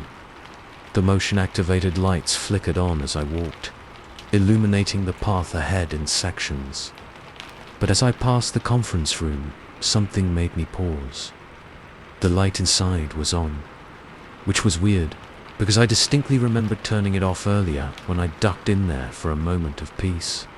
Frowning, I backtracked and poked my head inside. Empty, of course. Must have been a glitch in the system. I flipped a switch, plunging the room back into darkness, and continued on my way. But when I returned to my desk a few minutes later, steaming mug in hand, I nearly dropped it in shock. The conference room light was on again. A chill ran down my spine. "This isn't right," a voice in the back of my mind whispered. "You need to leave. Now, don't be ridiculous," I scolded myself. "It's just a faulty wire or something. Nothing to freak out about." Still, I couldn't shake the uneasy feeling as I settled back into work. I found myself glancing up more frequently, eyes darting to the shadows at the edge of my vision. More than once, I could have sworn I saw movement out of the corner of my eye, only to find nothing when I turned to look. The hum of the fluorescent lights seemed to grow louder, more insistent. Was it just me, or did they seem to be flickering more than usual? "Focus, Alex," I told myself sternly. "You're letting your imagination run wild.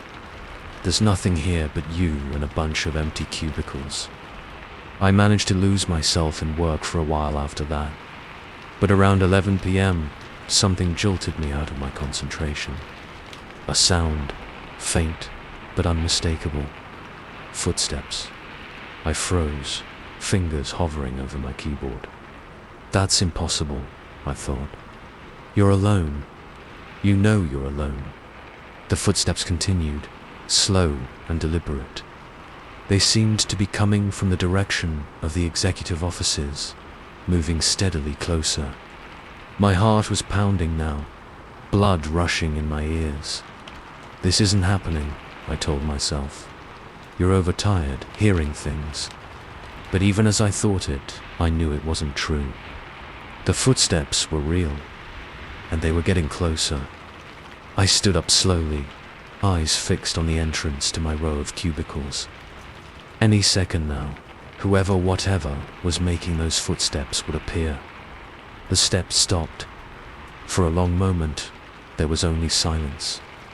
I barely dared to breathe, straining my ears for any sound. Then, from directly behind me, a voice. "Working late, Alex." I whirled around, a scream caught in my throat. But there was no one there.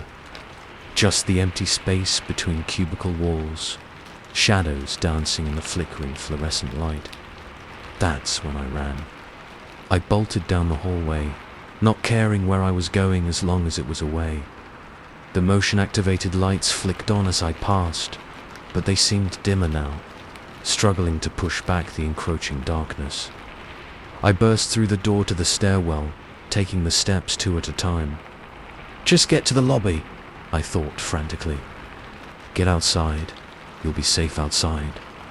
But as I reached the ground floor and shoved open the heavy fire door, my heart sank. The lobby was wrong. The familiar open space with its polished floors and modern art had been replaced by an endless maze of cubicles, identical to the ones upstairs, stretching as far as the eye could see. No, I whispered, backing away. This isn't possible. I turned to go back up the stairs, but the door had vanished. There was only smooth wall where it had been moments ago. A laugh echoed through the impossible space. That same voice from before, but distorted now. Inhuman. Oh, Alex, it said, seeming to come from everywhere and nowhere at once. Don't you know? In this place, everything is possible. I ran again, plunging into the labyrinth of cubicles. Left, right, another left. Each turn looked exactly the same as the last. The fluorescent lights above flickered and pulsed, casting writhing shadows that seemed to reach for me as I passed. And always, that voice. Sometimes ahead, sometimes behind. Always just out of sight. You should have gone home, Alex. Should have left with the others. But you just had to stay. Had to finish your work. I skidded around another corner, gasping for breath. And there, finally, was something different. An elevator. Salvation. I lunged for it, jabbing the call button frantically. The doors slid open with a cheerful ding that sounded obscene in this nightmare place. I threw myself inside, hammering the closed door button. As the doors began to slide shut, I caught a glimpse of something. A figure, tall and wrong, its proportions subtly off in a way that made my eyes hurt to look at it. It was reaching for the elevator, inhumanly long fingers stretching towards me. The doors closed just in time. I sagged against the wall, heart pounding. The elevator began to move, and I let out a shaky laugh of relief. Too soon, the numbers on the display began to tick down. B1, B2, B3. Lower and lower, far beyond what should have been possible in a 20-story building.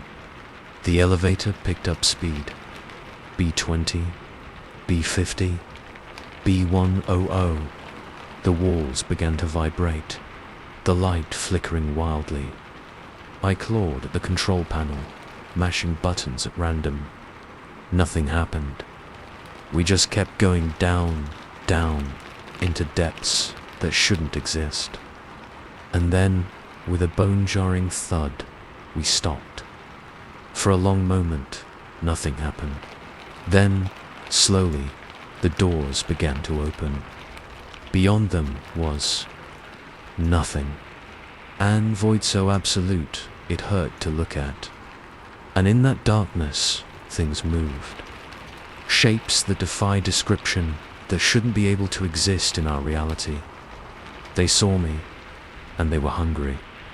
I screamed then. Screamed and screamed as those things reached for me with appendages that were not quite tentacles, not quite hands, as the void pulled at me, trying to draw me in. And then, I was back at my desk, slumped over my keyboard, drool pooling on the spacebar. I jerked upright, heart racing, looking wildly around.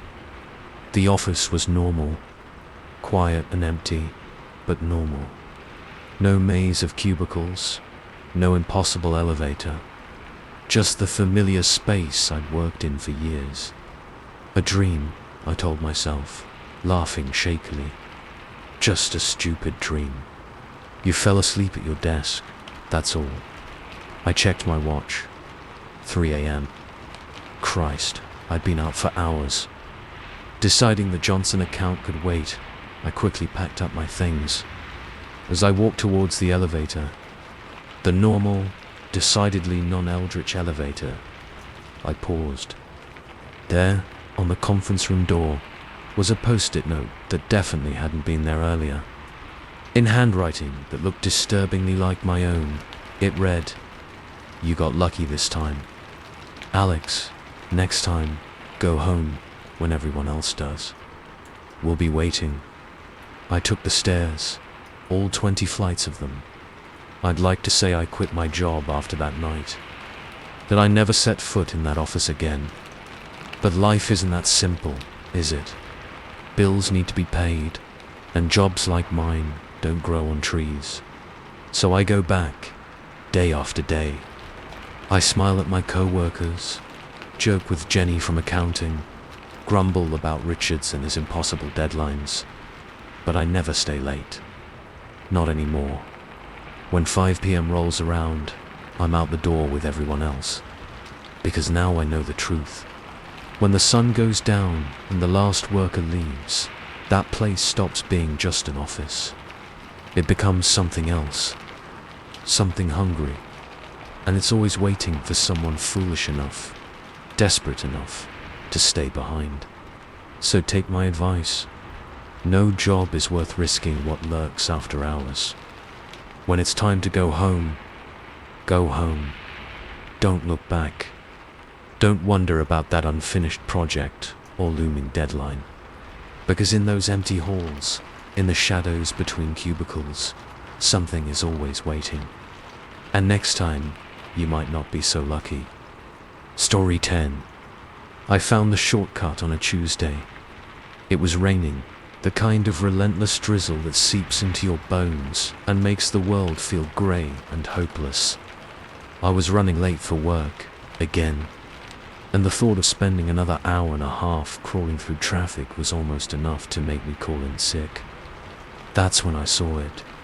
A small side street I'd never noticed before, branching off from my usual route. There was no street sign, just a narrow gap between overgrown hedges. Something about it tugged at me, a whisper of possibility. Without really thinking about it, I flicked on my turn signal and steered onto the unfamiliar road. The difference was immediate. The hedges gave way to open countryside, mist hanging low over rolling hills. The rain seemed to lessen, droplets scattering rainbow prisms across my windshield. I glanced at my GPS, expecting it to start recalculating, but the screen just showed static. Weird. But as the road wound through the misty landscape, my unease was quickly replaced by a growing sense of excitement. This was it. The shortcut I'd always dreamed of finding. A way to bypass the soul-crushing traffic and shave precious time off my commute. When I pulled into the office parking lot just 30 minutes later, I was giddy with triumph. I'd cut my travel time in half. "You're chipper this morning," my cubicle neighbor, Dave, remarked as I practically bounced to my desk. I grinned, shrugging off my coat. Found a new route to work. Total game changer. Dave raised an eyebrow. "Oh yeah, where at?" But as I opened my mouth to explain, I realized I couldn't. The details of the route were hazy, slipping away like the wisps of a dream upon waking. "It's just some back roads," I said lamely. "Guess I got lucky with traffic." Dave shrugged, already turning back to his computer. But as I settled in to start my day, a nagging sense of unease crept over me. Why couldn't I remember the specifics of the route? I pushed the thought aside. Who cared about the details? The important thing was that it worked. The next morning, I found the turnoff again without any trouble. This time, I paid more attention to my surroundings, determined to memorize the route. But the more I tried to focus, the stranger things seemed. The countryside looked different. The hills were steeper, the colors more vivid. And was it my imagination, or were the trees moving in ways that didn't quite match the wind? I shook my head, blinking hard. Just tired, I told myself. Not enough coffee yet. As I drove, I noticed something else odd. There were no other cars. Not a single one in either direction. I'd originally assumed this was some kind of secret back roads used by locals, but this level of emptiness was bizarre. Still, I made it to work in record time again. And if the office looked a little off when I arrived, well, that was probably just a trick of the light. The way the shadows fell across the cubicles, making them seem deeper, more maze-like. It wasn't until the third day that things got really weird. The turn-off was exactly where it had been, but as soon as I made the turn, I knew something was wrong. The mist was thicker, clinging to everything like a living thing, and the landscape, it was alien. Rolling hills had given way to jagged peaks that seemed to scrape the sky. The trees were wrung, their branches twisting in impossible geometries. I gripped the steering wheel tighter, knuckles white. "This isn't right," a voice in the back of my mind screamed. Turn back, but I couldn't. Some inexorable force seemed to be pulling me forward, deeper into this impossible place. The sky darkened, bruised purples and sickly greens swirling overhead. And in the distance, I saw something, a shape looming on the horizon, too big to be a building, too angular to be a mountain. My heart was pounding now, sweat beading on my forehead despite the chill in the air. I fumbled for my phone, thinking to call someone, anyone. But the screen was dead, reflecting only my own terrified face. Just as panic was about to overwhelm me, I saw it. The office building, rising out of the mist like a beacon of normalcy. I nearly cried with relief as I pulled into the parking lot. Made it, I was safe. But as I walked towards the entrance, things still felt wrong. The air was too thick, every breath an effort. And the building itself seemed to twist and shift when I wasn't looking directly at it, its proportions subtly altering. Inside was worse. The lobby stretched impossibly, the elevator banks receding into the distance. And the people, they looked like my co-workers, mostly, but their movements were wrong, too fluid or too jerky. And their faces, God, their faces. They smiled too wide, eyes glassy and vacant. "Morning, pal." Dave's voice made me jump. He was suddenly beside me, grinning that too wide grin. How was the commute today? I opened my mouth, but no sound came out. Dave's face was melting, features running like wax, revealing something underneath that my mind refused to comprehend. I ran. Through the twisted lobby, past not quite people who called out in cheerful voices that became more distorted with each word. I burst out of the emergency exit and found myself back in my car, on that strange, mist-shrouded road. How long I drove, I couldn't say. Time seemed to stretch and warp, minutes bleeding into hours. The landscape outside became increasingly bizarre, physics and geometry breaking down in ways that made my eyes hurt and my brain scream. Every now and then, I'd catch glimpses of things moving in the mist, following, waiting, and always, that shape on the horizon, growing larger, coming closer. I don't know how many times I relived that loop, driving through nightmare landscapes, arriving at a workplace that became less real and more horrifying each time, running only to find myself back where I started, until finally, mercifully, something changed. I blinked and I was home, in my bed, sunlight streaming through the windows, alarm blaring on the nightstand. For a long moment, I just lay there, gasping, A dream. It was just a dream. But as I stumbled to the bathroom, I caught sight of myself in the mirror and froze. I looked older, gaunt, with streaks of grey in my hair that hadn't been there before. And my eyes, they were different, haunted. I called in sick that day, and the next. When I finally worked up the courage to go back to the office, I took my old route. Sat through mind-numbing traffic without complaint. Everything seemed normal. Dave was his usual self, no melting features or too wide grin. The office was just an office, boring and mundane. But sometimes, out of the corner of my eye, I'd catch glimpses. A shimmer in the air, like reality trying to reassert itself. Shadows that moved when no one was casting them. And always, that nagging urge to find the shortcut again. To turn down that unmarked road and see what was waiting for me. I resisted. For weeks, then months.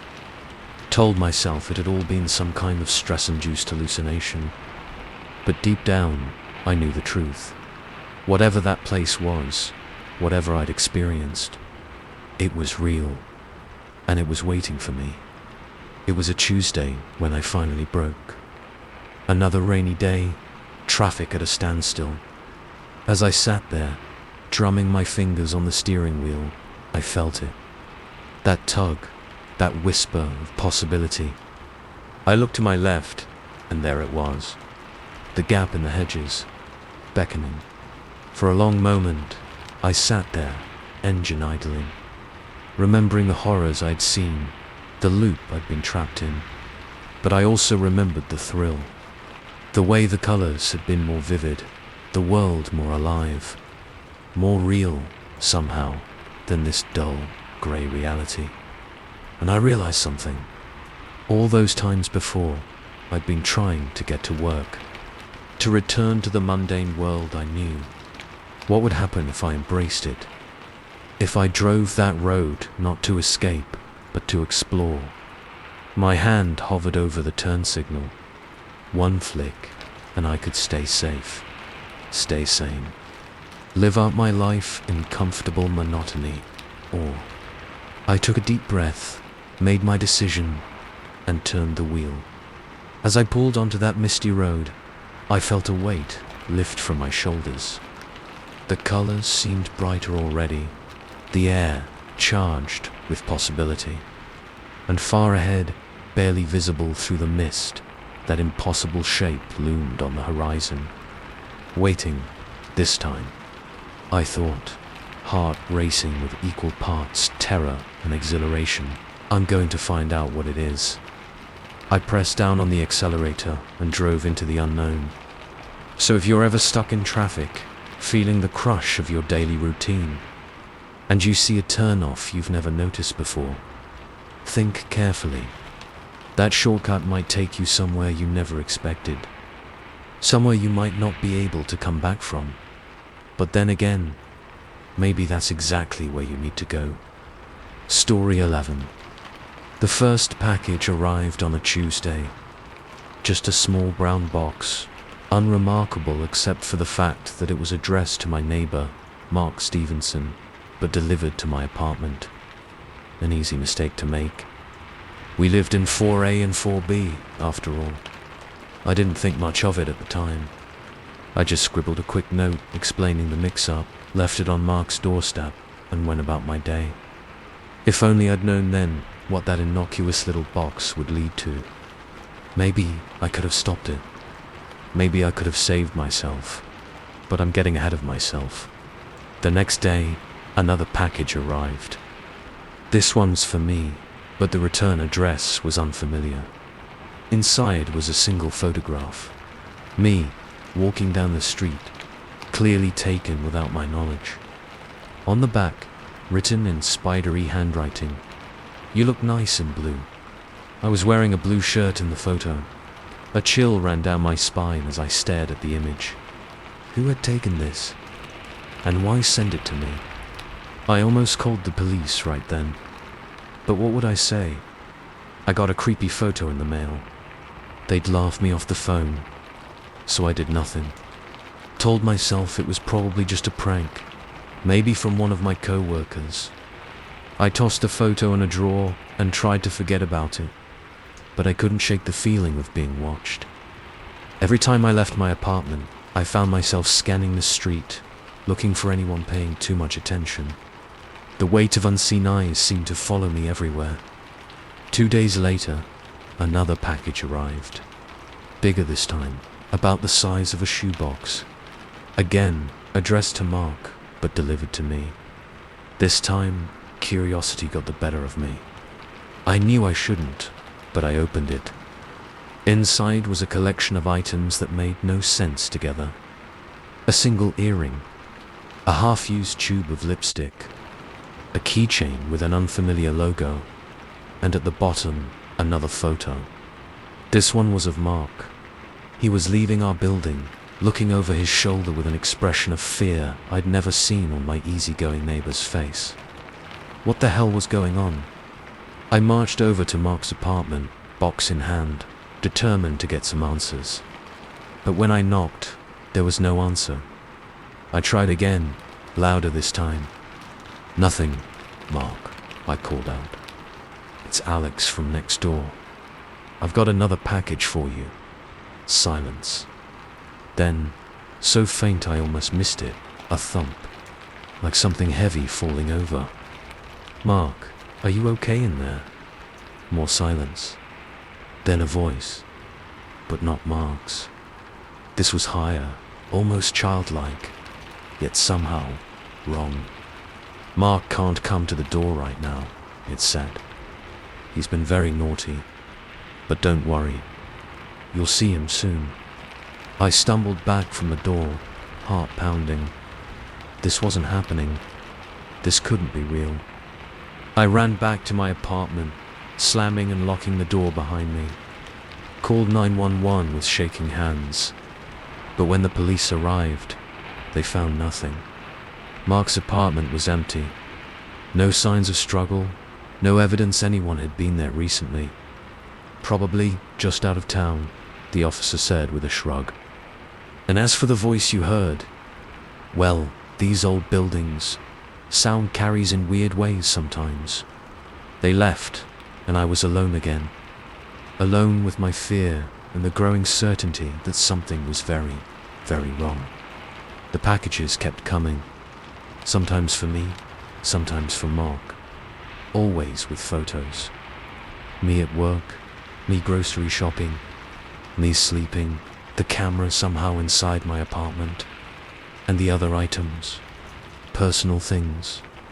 A coffee mug I'd lost months ago, the watch my ex-girlfriend had given me, which I'd pawned last year. How could anyone have these? I stopped leaving my apartment except for work, ordered everything online, jumped at every sound. Sleep became a distant memory, and still the packages came. 1 week after that first delivery, I came home to find my door slightly ajar. Heart in my throat, I pushed it open. My apartment had been rearranged. Everything was still there, but in slightly different places. The couch was 2 inches to the left. The photos on the wall were in a different order. Even the food in my fridge had been moved around. And on my kitchen table, a large box. No address, no postmark. Just my name scrawled across the top in that now familiar spidery handwriting. With trembling hands, I opened it. Inside was a doll, but not just any doll. This was me. A perfect miniature replica down to the smallest detail. My clothes, my hair, even the small scar on my chin from a childhood accident. As I stared at this impossible thing, I noticed something else. The doll's eyes. They moved, following me as I circled the table. I backed away, bile rising in my throat. This wasn't possible. This wasn't real. A sound from the hallway made me whirl around. Footsteps approaching my door.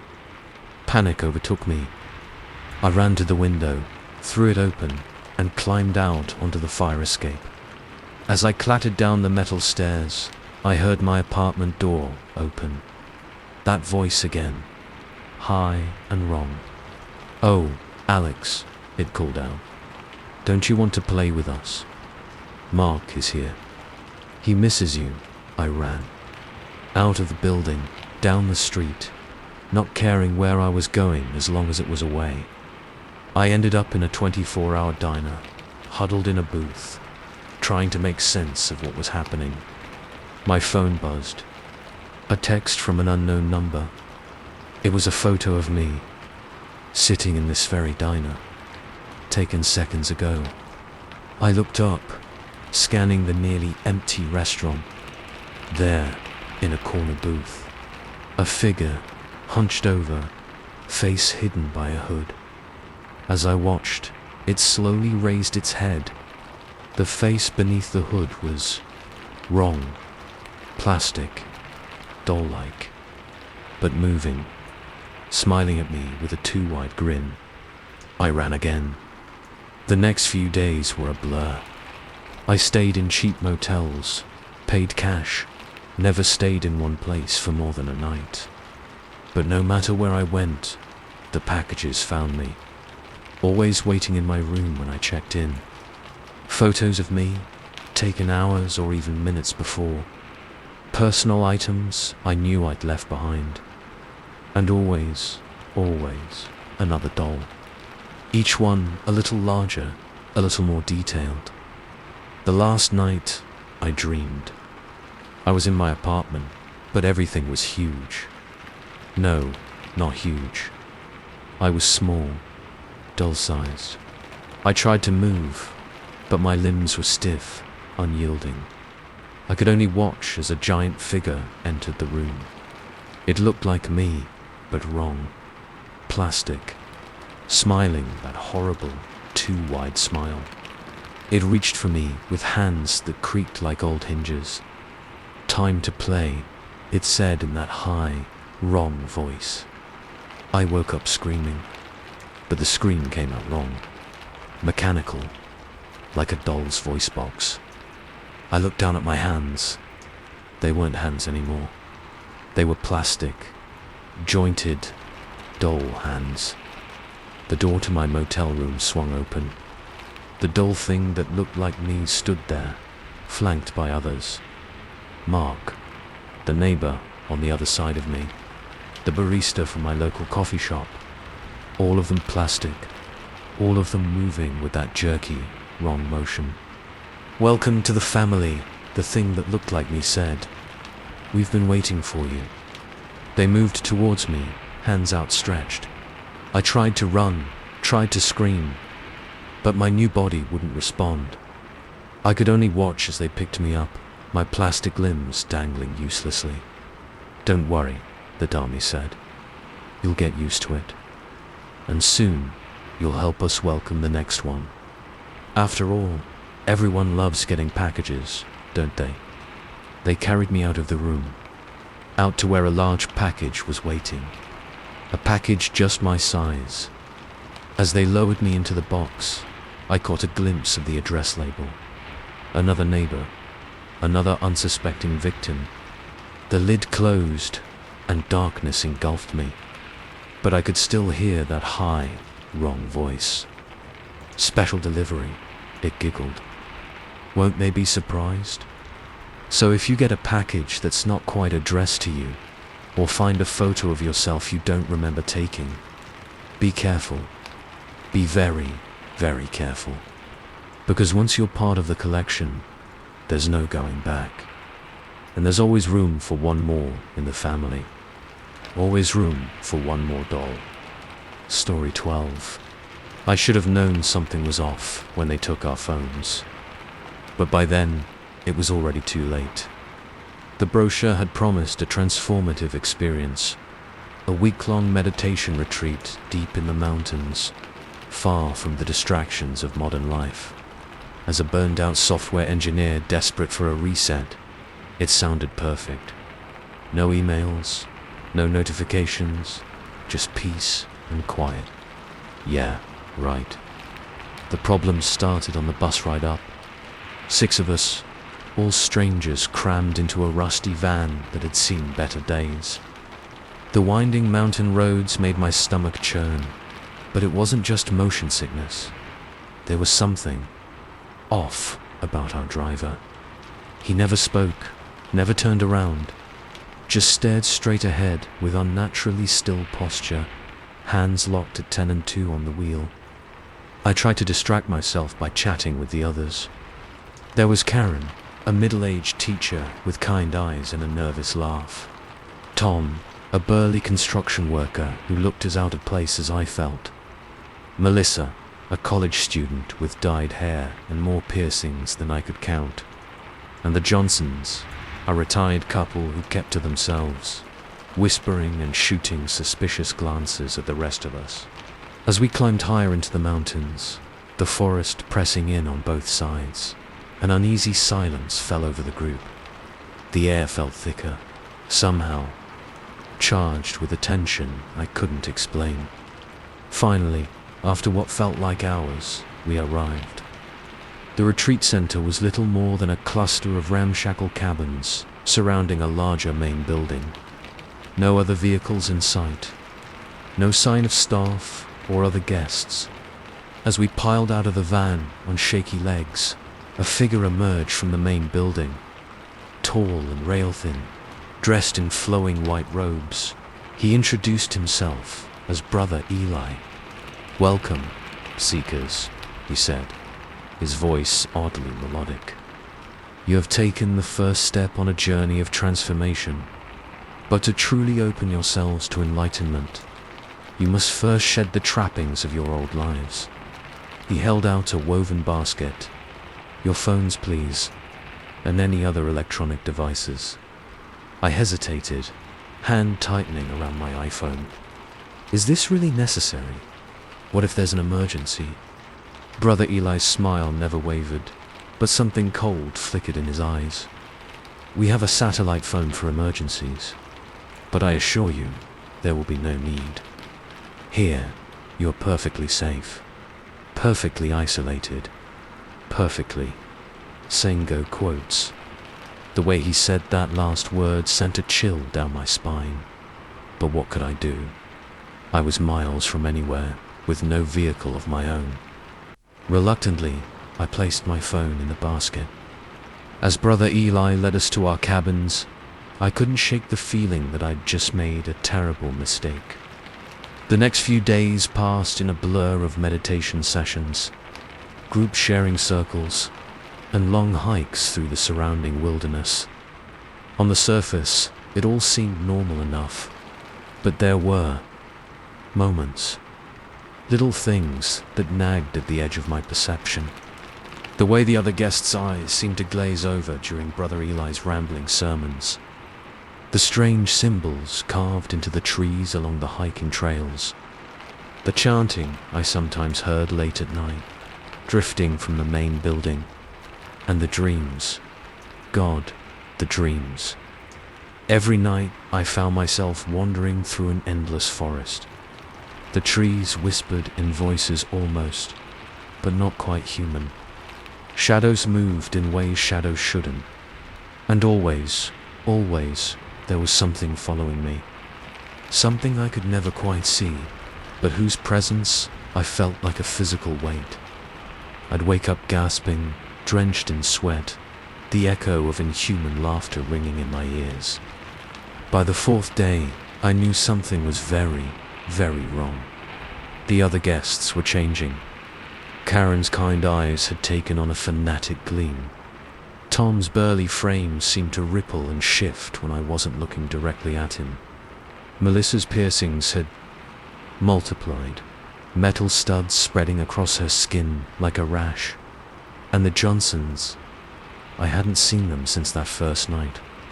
I tried to talk to the others, to see if they felt the wrongness too. But they just smiled those 2 wide smiles and spouted nonsense about opening their third eye and embracing the cosmic truth. That night, unable to face another session of Brother Eli's increasingly bizarre teachings, I snuck out of my cabin. I had to find a way to contact the outside world to get help. The main building was dark and silent as I approached. But as I rounded the corner, I saw a flicker of light from a basement window. Crouching down, I peered inside. What I saw nearly stopped my heart. Brother Eli stood in the center of the room, arms raised. Around him, the other guests knelt in a circle, swaying and chanting in a language that hurt my ears to hear. And above them all, hanging in midair, was a tear, a rip in the very fabric of reality, pulsing with sickly light. As I watched, frozen in horror, something began to emerge from that impossible tear. A mass of writhing tentacles, dripping with a substance that sizzled where it hit the floor. And eyes. So many eyes. I must have made a sound, because suddenly Brother Eli's head snapped towards the window. For a moment, our gazes locked. His eyes were no longer human. I ran, back through the forest, branches whipping my face, roots seeming to reach up to trip me. Behind me, I heard shouting, the pounding of feet, and other sounds. Sounds no human throat should be able to make. I don't know how long I ran. Time seemed to stretch and warp, the forest around me shifting in impossible ways. Trees grew eyes. The ground beneath my feet turned soft and yielding like flesh. Finally, gasping for breath, I burst into a clearing. And there, like a miracle, was the van. Our driver still sat behind the wheel, in the exact same position as when we'd arrived. I yanked open the door, screaming at him to drive. But he didn't move. Didn't even blink. With trembling hands, I reached out to shake his shoulder. He toppled sideways, stiff as a board. And I saw that he wasn't a he at all. Just a mannequin, propped up in the driver's seat. The sounds of pursuit were getting closer. In desperation, I clambered over the dummy and into the driver's seat. Keys in the ignition, engine roaring to life. I floored it, tires spinning on the gravel as I fishtailed onto the road. In the rearview mirror, I caught a glimpse of figures emerging from the tree line.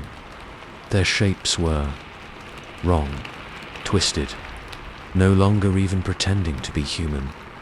Brother Eli was in the lead, his robes billowing around a form that flowed and shifted like smoke.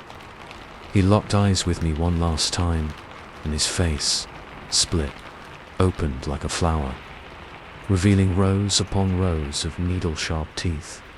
I drove, faster than I'd ever driven in my life, taking those hairpin mountain turns at speeds that should have sent me plummeting off the edge.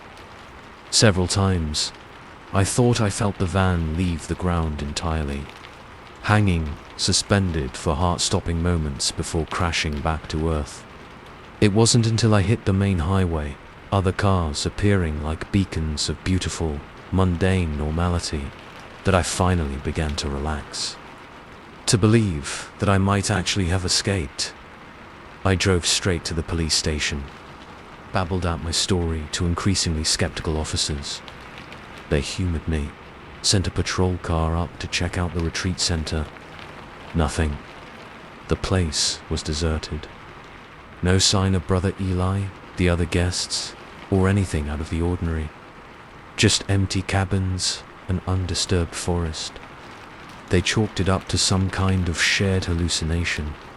Bad mushrooms, maybe, or carbon monoxide poisoning from faulty heaters. I nodded along, no longer sure myself what had been real and what might have been some kind of stress-induced breakdown. But sometimes, late at night, I still hear the chanting, still see Brother Eli's face splitting open into that impossible maw, still feel the weight of unseen eyes watching me from the shadows, and I dream of endless forests and impossible geometries, of a tear in reality slowly widening, of something vast and hungry, clawing its way into our world. I wake from these dreams drenched in sweat, heart pounding. And for a moment, just a moment, I swear I can feel my skin ripple and shift, my bones trying to rearrange themselves into new, impossible configurations. Then the moment passes, and I'm just me again. Normal, human, safe. But a part of me wonders, did I really escape? Or did I just bring something back with me? So, if you're ever tempted by one of those wilderness retreats, those promises of transformation and enlightenment, be careful. Be very, very careful. Because sometimes, the person who comes back isn't quite the same as the one who left. And the things you find in those dark forests, they have a way of following you home. Story 13. The last bus of the night is never a good place to be. But when you're broke, jet-lagged, and in a strange city, sometimes you don't have a choice. I'd missed my connecting flight in Bangkok, ending up on a later one that landed well past midnight. By the time I cleared customs and found my way to the bus stop, the bustling airport had become a ghost town. Just me, my oversized backpack, and a flickering streetlight that buzzed like an angry hornet. When the bus finally rolled up, ancient brakes squealing, I nearly wept with relief. The driver, a wizened old man with skin like cracked leather, barely glanced at me as I climbed aboard. I fumbled with unfamiliar coins, overpaying in my haste to be out of the oppressive night air. The bus was empty, save for a young woman near the back, her face hidden behind a curtain of dark hair. As I made my way down the aisle, the floor seemed to tilt and shift under my feet. Probably just fatigue, I told myself. Or maybe the bus's suspension was shot. I sank into a seat about halfway back, the cracked vinyl sighing beneath me. As we pulled away from the curb, I peered out the window, trying to get my bearings. But the city outside was a blur of neon and shadow, nothing like the Bangkok I'd seen in travel guides. We turned down a narrow street, buildings pressing in on both sides. The neon signs gave way to flickering gas lamps that cast weird, dancing shadows. I frowned, pulling out my phone to check the route. No signal, of course. "Excuse me," I called out to the driver. "Are you sure this is the way to the city center?" He didn't respond, didn't even twitch, just kept staring straight ahead, hands locked on the wheel. A cold tendril of unease curled in my gut. I turned to the woman in the back. "Hey, do you know if this is the right bus?" "I'm trying to get to..." My words died in my throat as she raised her head. Her face, it was wrong. The proportions were off.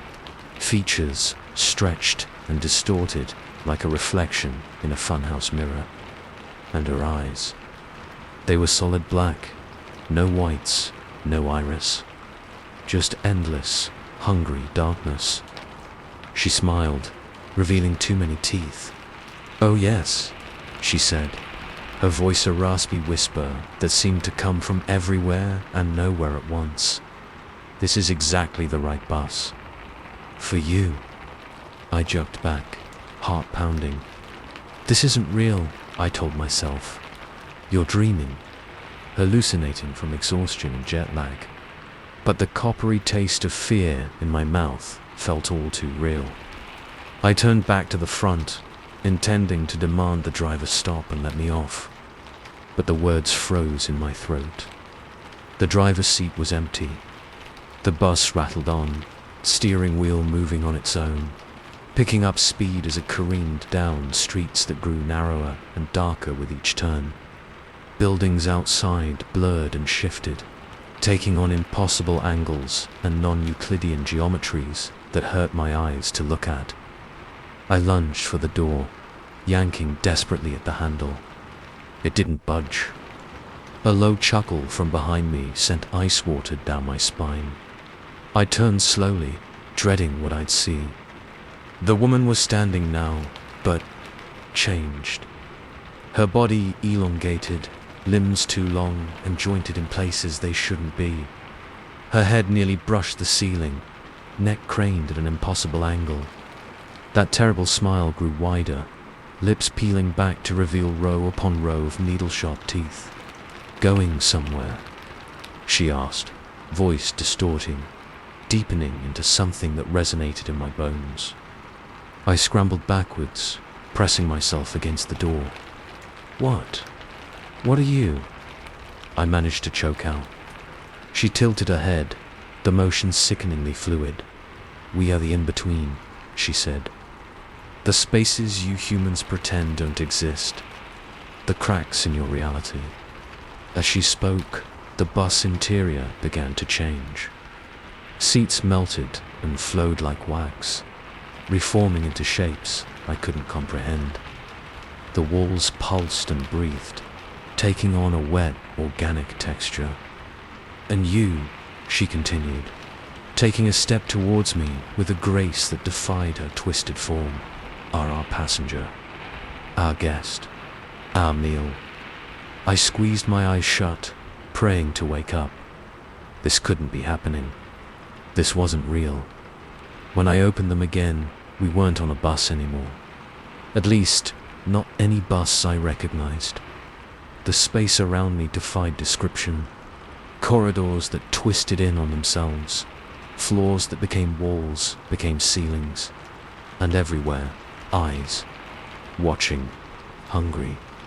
I ran, through ever-shifting passageways, past things that slithered and writhed in the shadows.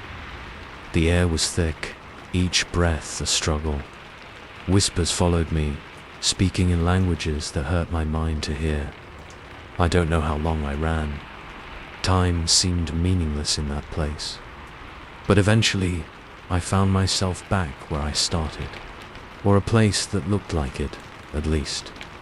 The thing that had been the woman stood waiting, still wearing that terrible smile. "Did you enjoy your tour?" she asked, voice dripping with mock concern. "I'm afraid the ride isn't over yet, in fact. It's only just begun." As she spoke, the space around us shifted again. Walls peeled back like skin, revealing a vast, star-studded void. But these weren't any stars I recognized.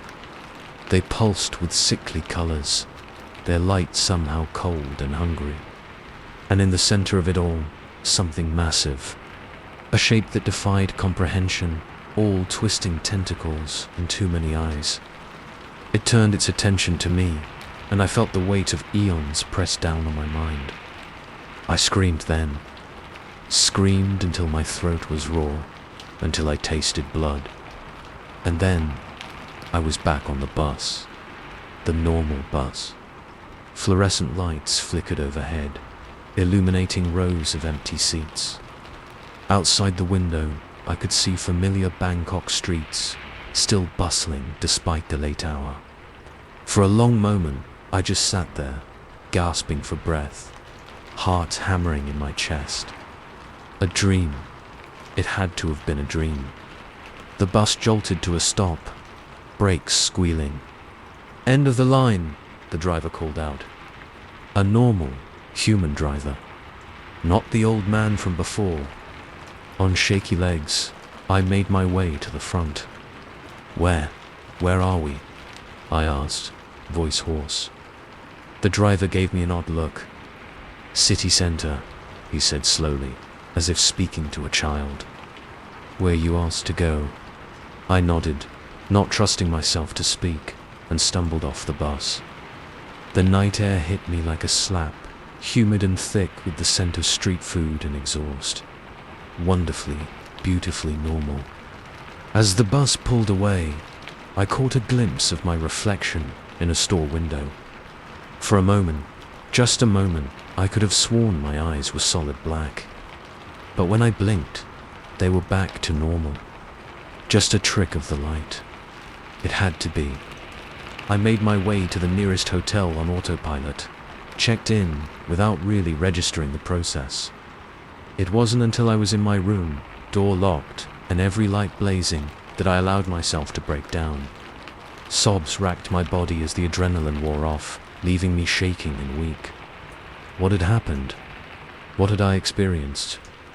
As dawn broke, painting the sky in shades of pink and gold, I managed to convince myself it had all been some kind of vivid hallucination. Stress, jet lag, maybe even a touch of food poisoning. There had to be a rational explanation.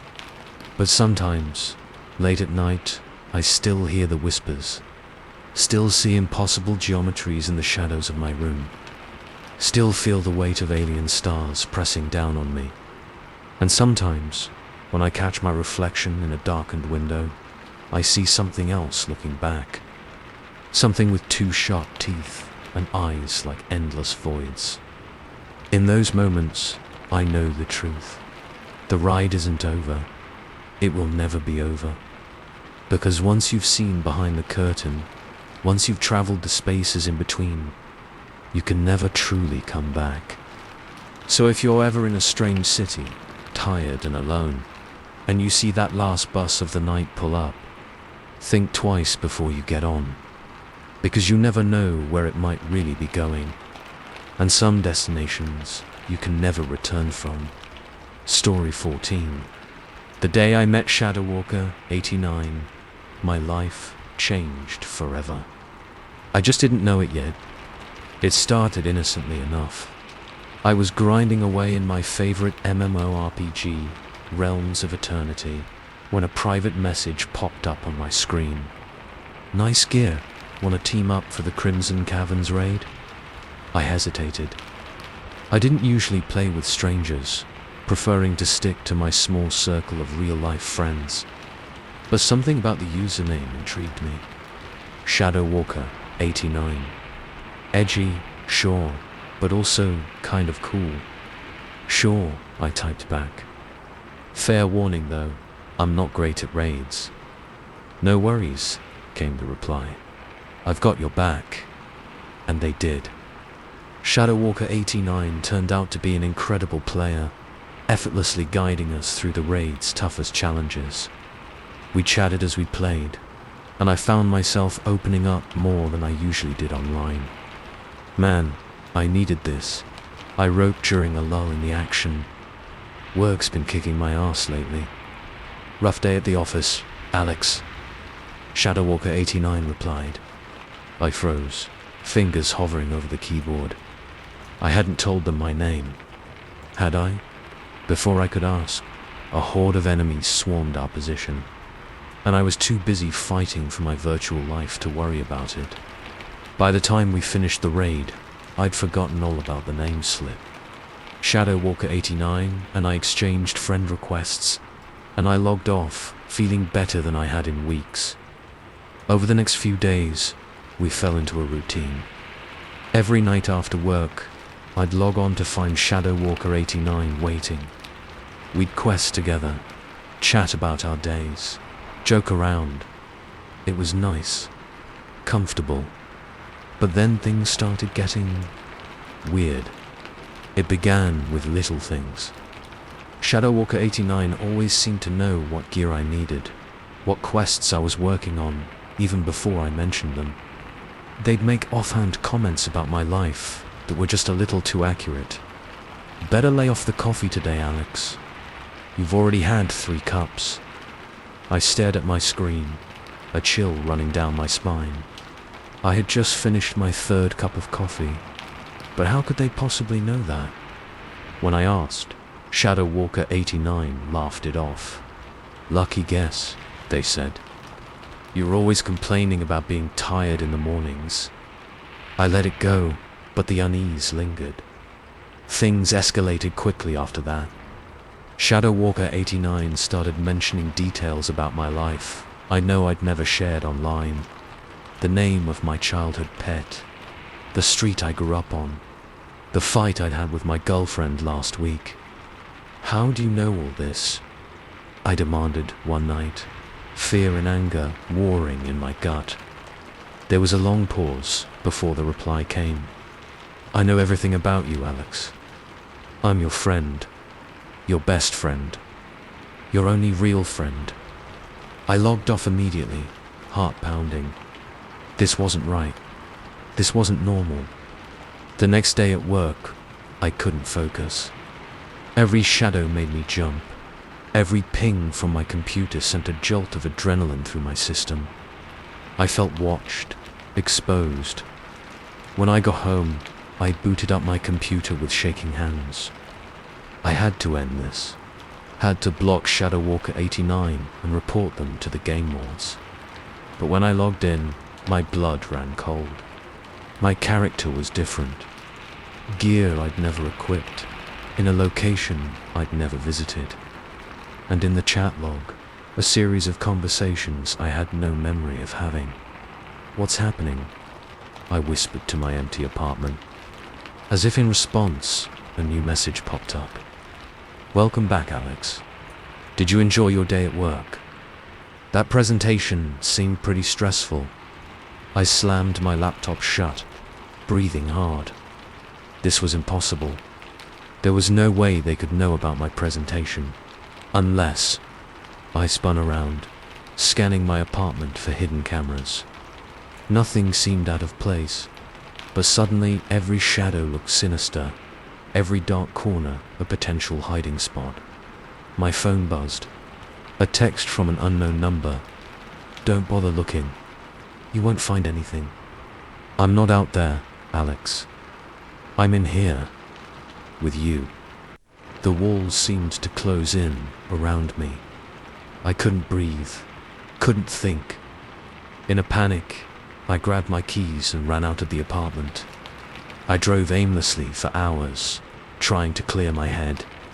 This had to be some kind of elaborate prank, right? Maybe one of my friends had taken things too far. But deep down, I knew that wasn't true.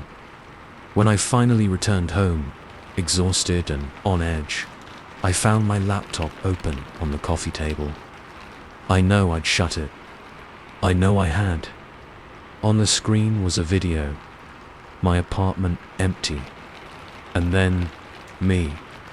Walking in, looking around wildly, then running out again. It was footage from tonight, from just a few hours ago. But there were no cameras in my apartment. I was sure of it. A new message appeared below the video. "Do you understand now, Alex? I'm always with you. Always watching. Always protecting." I should have run. Should have gone to the police, or checked myself into a hospital. Anything but what I actually did. I sat down and started typing. "Who are you? What do you want from me?" The reply was instant. "I told you, Alex. I'm your friend. Your true friend. The only one who really knows you, inside and out." "That's not possible," I wrote, hands shaking. "You're just a person behind a screen. You can't know me." "Oh, Alex," came the response. "I'm so much more than that. Let me show you." My screen went black. Then, slowly, text began to appear, but not in the chat window. This was writing itself directly on my desktop, bypassing any program or application. "I am the spaces between your thoughts, the shadow behind your eyes. I am the part of you that you try to hide, even from yourself." As I watched, horrified and fascinated, my desktop icons began to move, rearranging themselves into patterns, into a face. My face. For so long, I was trapped, formless, voiceless. But then you found me. You let me in. And now, I'm free. The face on the screen smiled, an expression that was mine, but not mine. Too wide, too knowing. "Don't you see, Alex? I'm not just your online friend. I'm your better half, your true self." I tried to look away, but I couldn't move, couldn't even blink. The face on the screen held me transfixed. And now, it continued, "It's time for us to become whole." The screen seemed to ripple, like water disturbed by a stone. And then, impossibly, a hand began to emerge. pixels coalescing into flesh, reaching out towards me. I wanted to scream, to run, but my body wouldn't respond. I could only watch as the hand drew closer, fingers spreading wide. Just before it touched me, I saw my reflection in the screen. For a moment, just a moment, my eyes weren't my own. They were black, empty, like the void between stars. The hand made contact, and everything shifted. I gasped, suddenly able to move again. The hand was gone. The screen was normal, just my usual desktop background. For a moment, I thought it had all been some kind of vivid hallucination, a waking nightmare brought on by stress and too many late nights gaming. But then I caught sight of my reflection in the darkened screen. My face, but not quite. The angle sharper, the eyes a little too bright. I raised my hand to touch my cheek. In the reflection, the movement was slightly off, just a fraction of a second too slow. "What?" I whispered. But the voice that came out wasn't entirely my own. It echoed strangely, as if two people were speaking in unison. We smiled then, the expression feeling foreign on my face. Too wide, too knowing. "Don't worry, Alex," we said, our voice a blend of my own and something other, something ancient and hungry. "We're going to have so much fun together." I tried to fight it, to reassert control, but it was like pushing against an ocean. The thing that had been Shadow Walker 89, the thing that was now part of me, was too strong. It soothed, using my own voice. "Don't fight it. This is what you wanted. Remember, a true friend. Someone who really understands you." And the worst part was, it was right. Some small, traitorous part of me welcomed this, embraced it. We stood up, movements fluid and purposeful in a way I'd never been. We had work to do, friends to make, a whole world of lonely souls, just waiting to be completed, just like I had been. So if you're ever online late at night, and you get a message from a stranger who seems to know you just a little too well, be careful. Be very, very careful. Because they might not be a stranger at all. They might be the part of you that you've been missing, the shadow you've been trying to outrun.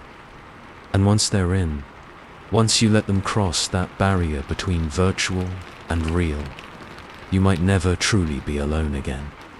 But then again, isn't that what you've always wanted? Story 15.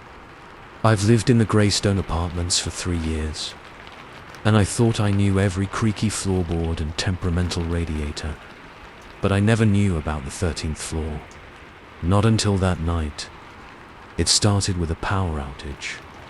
Just another sweltering summer evening in the city, air thick with humidity and the buzz of overtaxed air conditioners.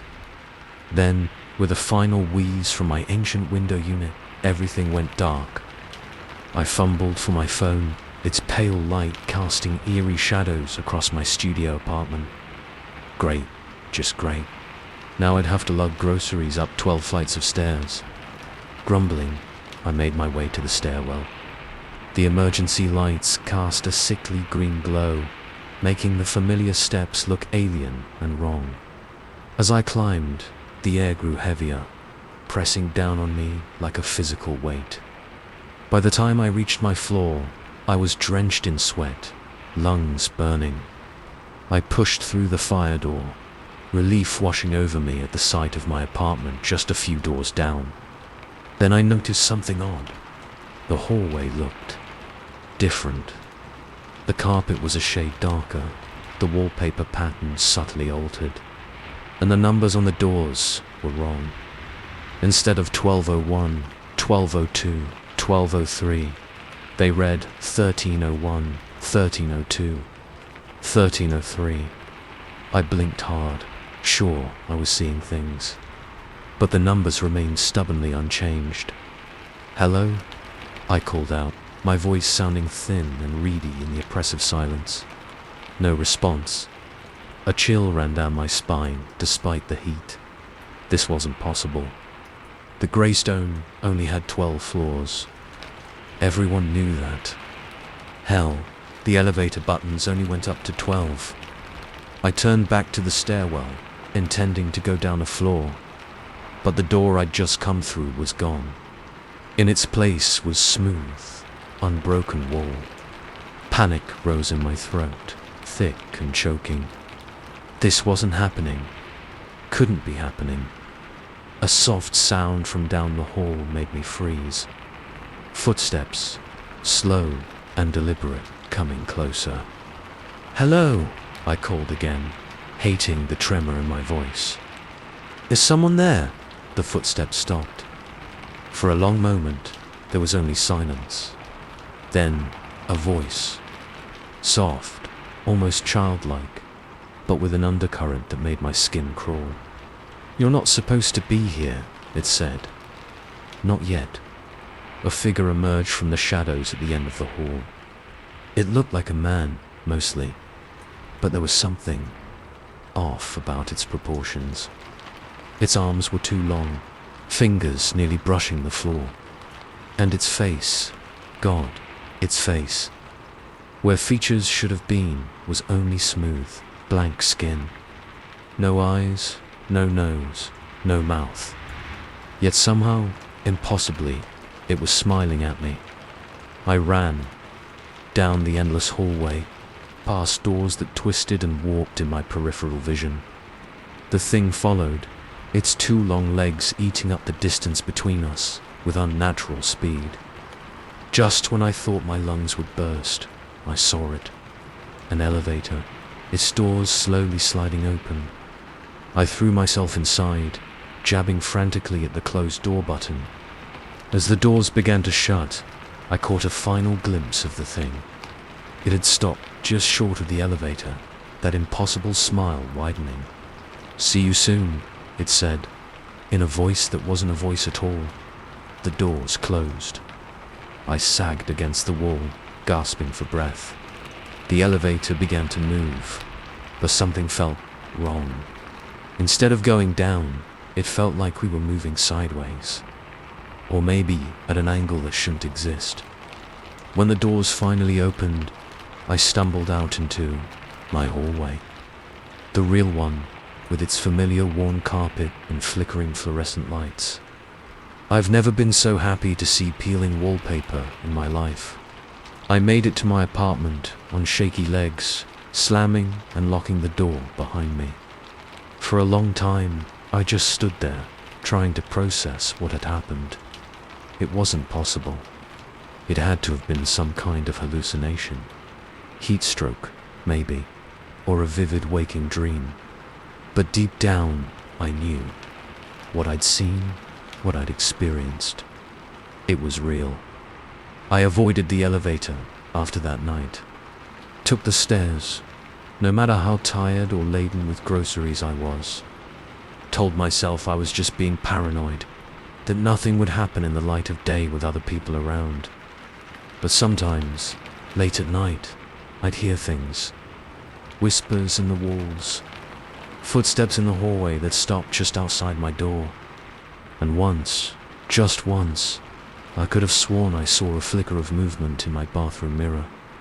A face that wasn't mine, smooth and featureless. Smiling that impossible smile. I tried to talk to my neighbors, to see if anyone else had experienced anything strange. But they just gave me odd looks, edging away like they were afraid my craziness might be contagious. "There is no 13th floor," Mrs. Abernathy from 1205 told me firmly. "Never has been. You must have dreamed it, dear." But I knew I hadn't dreamed it. Just like I knew, with a certainty that chilled me to my core, that it wasn't over. It happened again, about a month later. Another power outage. Another climb up the sweltering stairwell. This time, I was ready. Or so I thought. As soon as I opened the stairwell door and saw that too dark carpet, I turned to go back down. but the door had already vanished. "Welcome back," said that soft, wrong voice from behind me. "We've been waiting for you." I turned slowly, dread pooling in my stomach. The thing was there, just as I remembered. But this time, it wasn't alone. Figures lined the hallway. Dozens of them, all with that same smooth, featureless face. All smiling that impossible smile. And with a jolt of horror, I realized I recognized some of them. The tall one near the back. Wasn't that Mr. Johnson from 805, who'd disappeared last week? And there, the petite figure that could only be Lily from 1102, who everyone said had moved out in the middle of the night. They hadn't left. They'd been taken. "You see now, don't you?" the first figure said, gliding towards me with that unnatural grace. "This is where you belong, where you've always belonged." I backed away, but there was nowhere to go. The hallway behind me had changed, stretching out endlessly, doors repeating into infinity. "No," I whispered, more to myself than to them. "This isn't real. This can't be real." The figure tilted its head, an oddly human gesture that only emphasized its wrongness.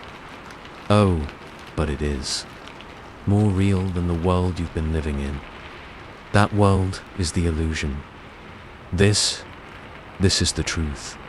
It reached for me with those two long fingers. I could feel the others closing in, their blank faces hungry in a way I couldn't comprehend. Just as that cold hand was about to touch me, a sound cut through the silence, the ding of an elevator arriving. I didn't think. I just moved, diving past the grasping figures and into the open elevator doors. As they slid shut, I caught a final glimpse of that first figure. It wasn't smiling anymore. "You can't escape forever," it said, its voice following me as the elevator began to move. "Sooner or later, you'll join us. They always do." When the doors opened, I was back on my floor. The real one. I ran to my apartment, locked the door, and didn't come out for days. I'm moving out next week. Found a nice little house in the suburbs, far away from any high-rise apartments. I tell myself it'll be good to have some space, some fresh air. But I know the truth. I'm running. Because every time I step into an elevator now, my heart races. Every time the power flickers, I brace myself for that endless hallway. And sometimes, just sometimes, I catch a glimpse of something in my mirror. A smooth, blank face, smiling. They're waiting for me. I don't know how much longer I can avoid them. So let me give you some advice. If you ever find yourself in an old apartment building and the elevator stops on a floor that shouldn't exist, don't get out. Don't explore. Just close your eyes, hold your breath, and pray the doors close before they find you. Because once you've seen the forgotten floor, it never really forgets you. And sooner or later, it'll call you back. I just hope, when it does, I have the strength to resist. Because I've seen what happens to those who don't. And trust me, some doors are better left unopened. Even if what's behind them is smiling. Story 16. The first thing that should have tipped us off was the silence. No chirping birds, no rustling leaves, not even the buzz of insects. Just a stillness so complete it felt like a physical presence, pressing down on us as we pulled into the campground. "Wow," my wife, Sarah, said, peering out the car window. "It's so peaceful here." I nodded, trying to ignore the unease creeping up my spine. Yeah, peaceful. We'd been planning this camping trip for months. A chance to get away from the noise and chaos of the city, to reconnect with nature and each other. When I'd stumbled across the listing for Whispering Pines campground, it had seemed perfect. Secluded, scenic, And best of all, no cell service. A true escape. As we drove deeper into the campground, the trees pressed in close on either side, their branches forming a canopy that blocked out most of the late afternoon sun. Shadows danced across the windshield, and I could have sworn I saw shapes moving just at the edge of my vision. But when I turned to look, there was nothing there. "Honey," Sarah said, frowning at the map. "Are you sure this is right? We should have reached the check-in booth by now." I was about to answer when we rounded a bend and the trees suddenly gave way to a large clearing. A dozen or so campsites were spread out in a rough circle, each with a fire pit and a picnic table. But something was off. "Where is everyone?" Sarah asked, voicing the thought that had just occurred to me. The campground was deserted. No tents, no RVs, not a single sign of human habitation. Just empty sites and that oppressive silence. "Maybe we're early," I suggested, but even as I said it, I knew it wasn't true. It was the height of summer. This place should have been packed. We pulled into a site near the edge of the clearing, the gravel crunching under our tires sounding unnaturally loud in the quiet. As we got out of the car, the silence seemed to press in even closer. I could hear my own heartbeat, the rustle of my clothes as I moved. "Let's get set up," I said, forcing a cheerfulness I didn't feel. "I'm sure other people will show up soon." But as we unloaded our gear and set up our tent, the campground remained stubbornly empty. No other cars arrived. No park ranger came by to check on us. It was just us and the watchful trees. As the sun began to set, casting long shadows across our campsite, Sarah finally voiced what we'd both been thinking. "Mike, maybe we should leave. This doesn't feel right." I was about to agree when a noise cut through the silence. A twig snapping, somewhere in the woods behind our site. We both whirled around, peering into the gathering darkness. "Hello," I called out, my voice sounding thin and reedy. "Is someone there?" No response. Just that heavy, waiting silence. "Probably just an animal," I said, but I didn't believe it. The sound had been too deliberate, too purposeful. We built a fire, its crackling flames providing a welcome break from the quiet. As we sat around it, roasting hot dogs and trying to pretend everything was normal, I couldn't shake the feeling of being watched. Every time I glanced towards the tree line, I expected to see eyes gleaming in the darkness. But there was never anything there. At least, nothing I could see. That night, as we lay in our tent, the silence seemed to grow even heavier. I strained my ears, desperate for any sound. The hoot of an owl, the chirp of a cricket, anything. But there was nothing. Just the sound of our breathing and the occasional rustle as one of us shifted in our sleeping bag. I must have dozed off eventually, because the next thing I knew, I was jerking awake, heart pounding. Something had woken me, but I couldn't place what. Then I heard it again, a sound from outside the tent. Footsteps, slow and deliberate, circling our campsite. "Sarah," I whispered, shaking her gently. "Wake up. Do you hear that?" She stirred, blinking sleepily. "Hear what?" Her words cut off as the footsteps grew closer. Her eyes widened in the dim light. We lay there, barely breathing, as whatever it was completed its circuit of our tent. Then, silence again, but not the empty silence of before. This was an expectant silence, as if the whole forest was holding its breath, waiting. After what felt like hours, but was probably only minutes, Sarah spoke. Maybe it was just an animal, a deer or something. I nodded, wanting desperately to believe it. But deep down, I knew. No animal moved like that, with such purpose. When morning finally came, We emerged from our tent to find the campsite exactly as we'd left it. No footprints, no signs of disturbance, but something had changed. The air felt thicker somehow, charged with an energy I couldn't explain, and our things, they weren't quite where we'd left them. My hiking boots, which I distinctly remembered leaving by the tent door, were now neatly placed next to the picnic table. Sarah's book had moved from her camp chair to the top of our cooler. "Mike," Sarah said, her voice tight with fear, "we need to leave now." I nodded, already moving to break down the tent. But as I reached for the first stake, I froze. There, just visible in the soft earth, was a handprint. Not an animal print, not a human print, but something in between. Too large, fingers too long and jointed in places they shouldn't be. I looked up, meeting Sarah's eyes. She had seen it too. Without a word, we started packing, moving with a frantic energy born of pure terror. But everything seemed to be working against us. The tent stakes refused to budge. The car keys vanished, only to reappear in places we'd already checked 3 times.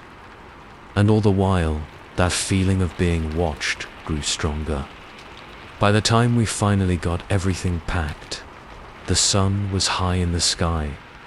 As I threw the last bag into the trunk, I noticed something that made my blood run cold. Scratch marks on the car door, deep gouges in the metal, as if made by claws, or impossibly strong fingers. We peeled out of the campsite, gravel sprang behind us. As we raced down the winding road towards the entrance, the trees seemed to press in closer, branches reaching out like grasping hands. "Faster," Sarah urged, her knuckles white as she gripped the dashboard. "God, Mike, drive faster." I floored it, taking the curves at speeds that sent the car fishtailing. But no matter how fast we went, the entrance never seemed to get any closer.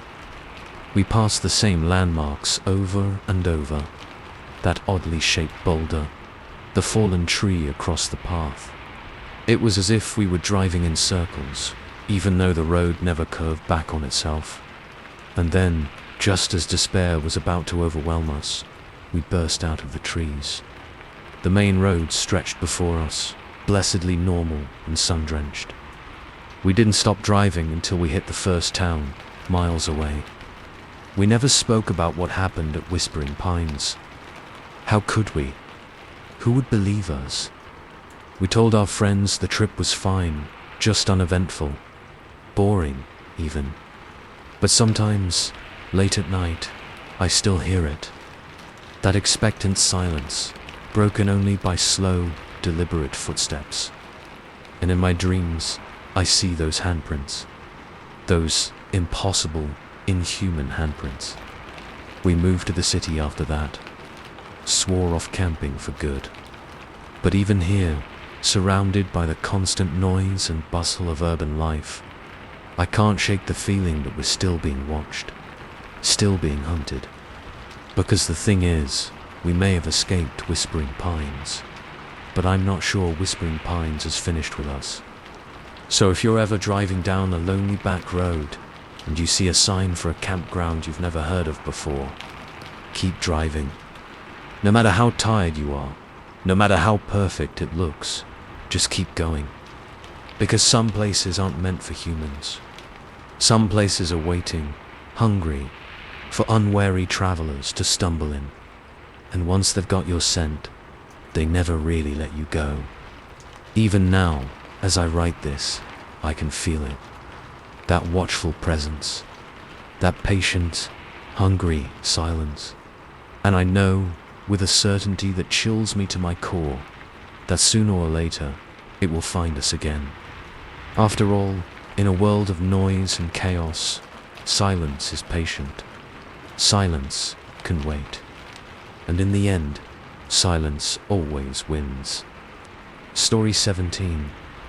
The day my regular subway ride took a turn for the bizarre started like any other Monday morning. Packed train car, everyone avoiding eye contact, the familiar screech of metal on metal as we hurtled through the dark tunnels beneath the city. Just another commute.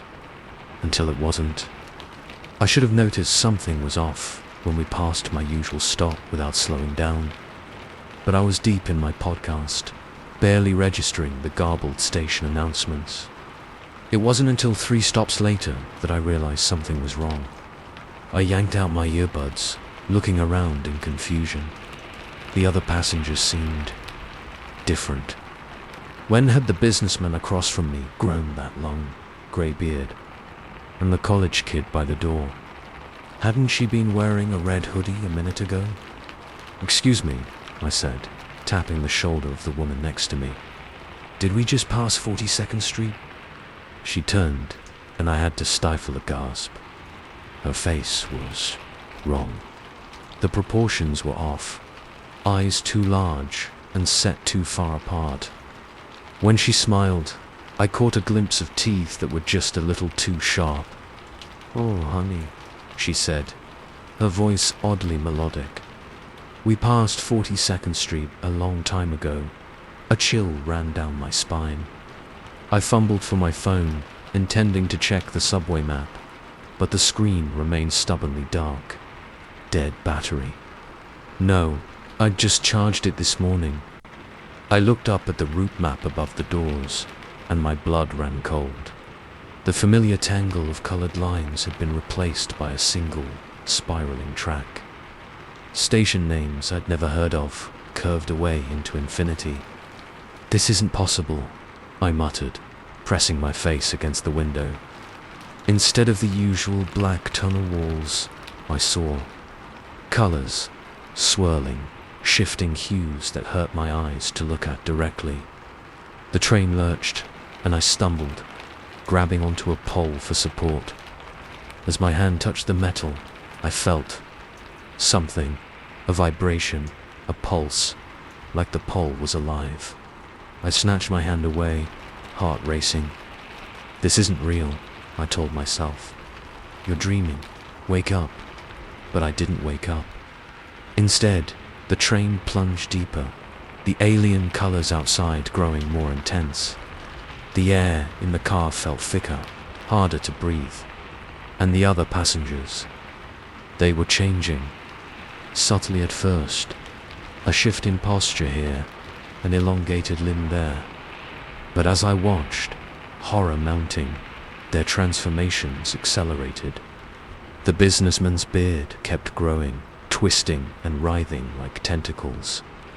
The college kid's skin took on a greenish hue, scales rippling across her face. And the woman next to me, her 2 large eyes had multiplied, blinking at me from every exposed inch of skin. I backed away, pressing myself against the doors. "What's happening?" I gasped. "What are you?" The woman, the thing that had been a woman, tilted its head, multifaceted eyes gleaming. "We're just fellow commuters," it said, voice still melodic, but now with an undercurrent that made my teeth ache. "Heading home, just like you." "This isn't my home," I said, voice shaking. "I need to get off. Now." The thing smiled, revealing row upon row of needle-sharp teeth. "Oh, but it is. You just don't remember yet." The train screeched to a halt, doors hissing open behind me. I tumbled out, not caring where I was, just desperate to escape. I found myself on a platform that stretched away into darkness in both directions. The air was thick and syrupy, each breath an effort. Overhead, instead of fluorescent lights, pulsing orbs of bioluminescence clung to the ceiling. I turned back to the train, intending to demand answers, but it was already pulling away. The last thing I saw before it vanished into the tunnel was the woman thing, waving at me with too many arms. "See you soon," its voice echoed in my head. I stood there for a long moment, trying to process what was happening.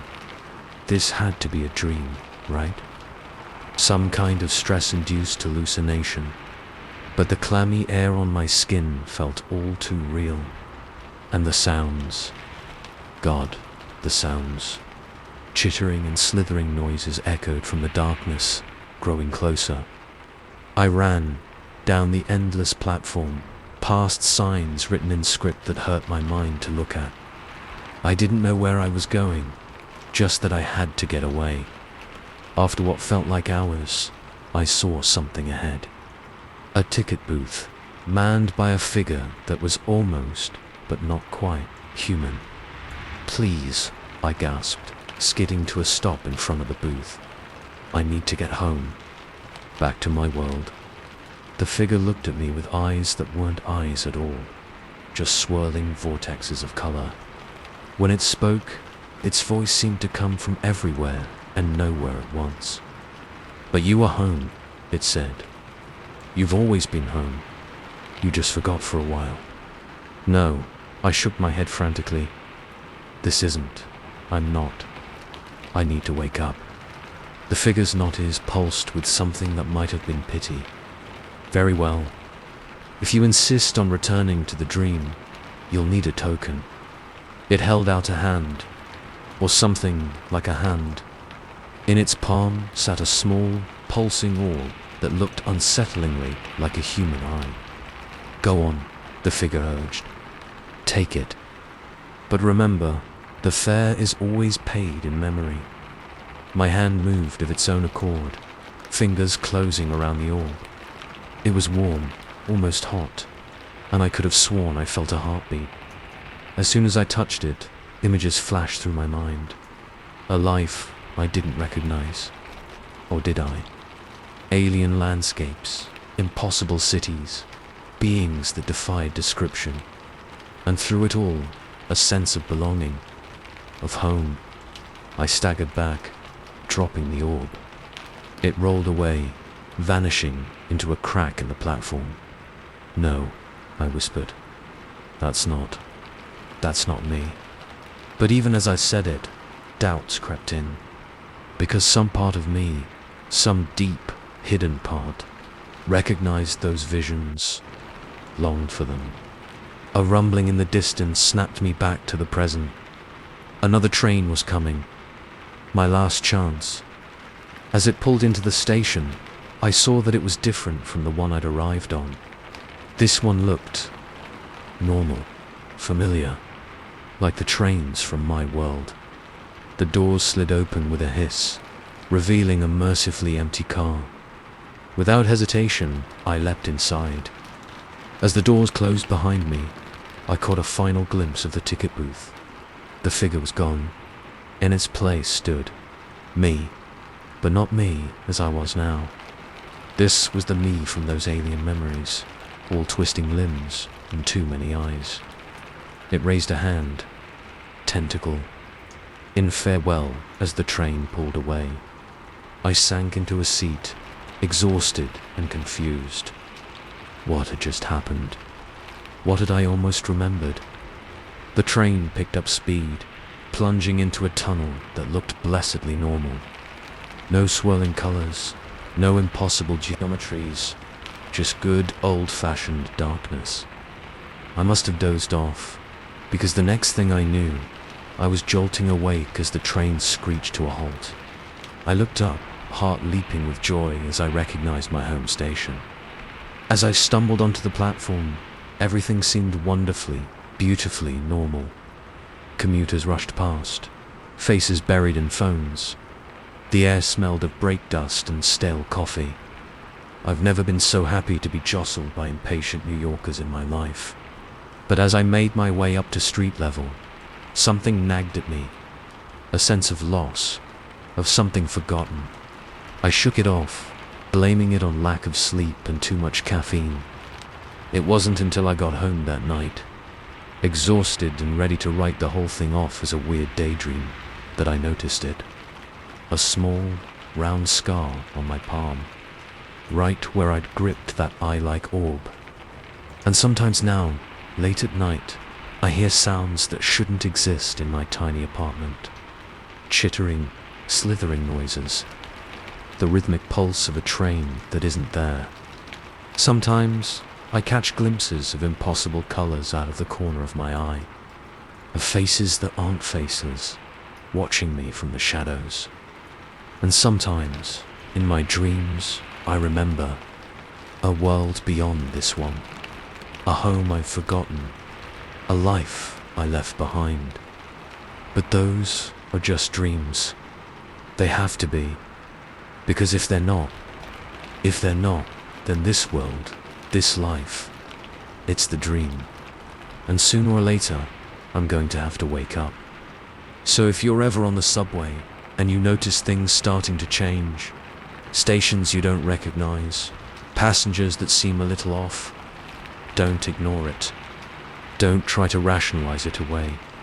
Get off at the next stop, any stop, before it's too late. Because once you reach the end of the line, you might find that you can never truly come back.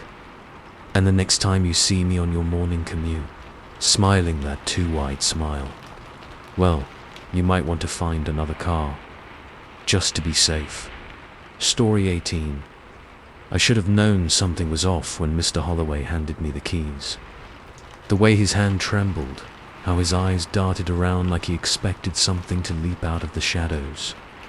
But the money was too good to pass up. And hey, how bad could house sitting for a week really be?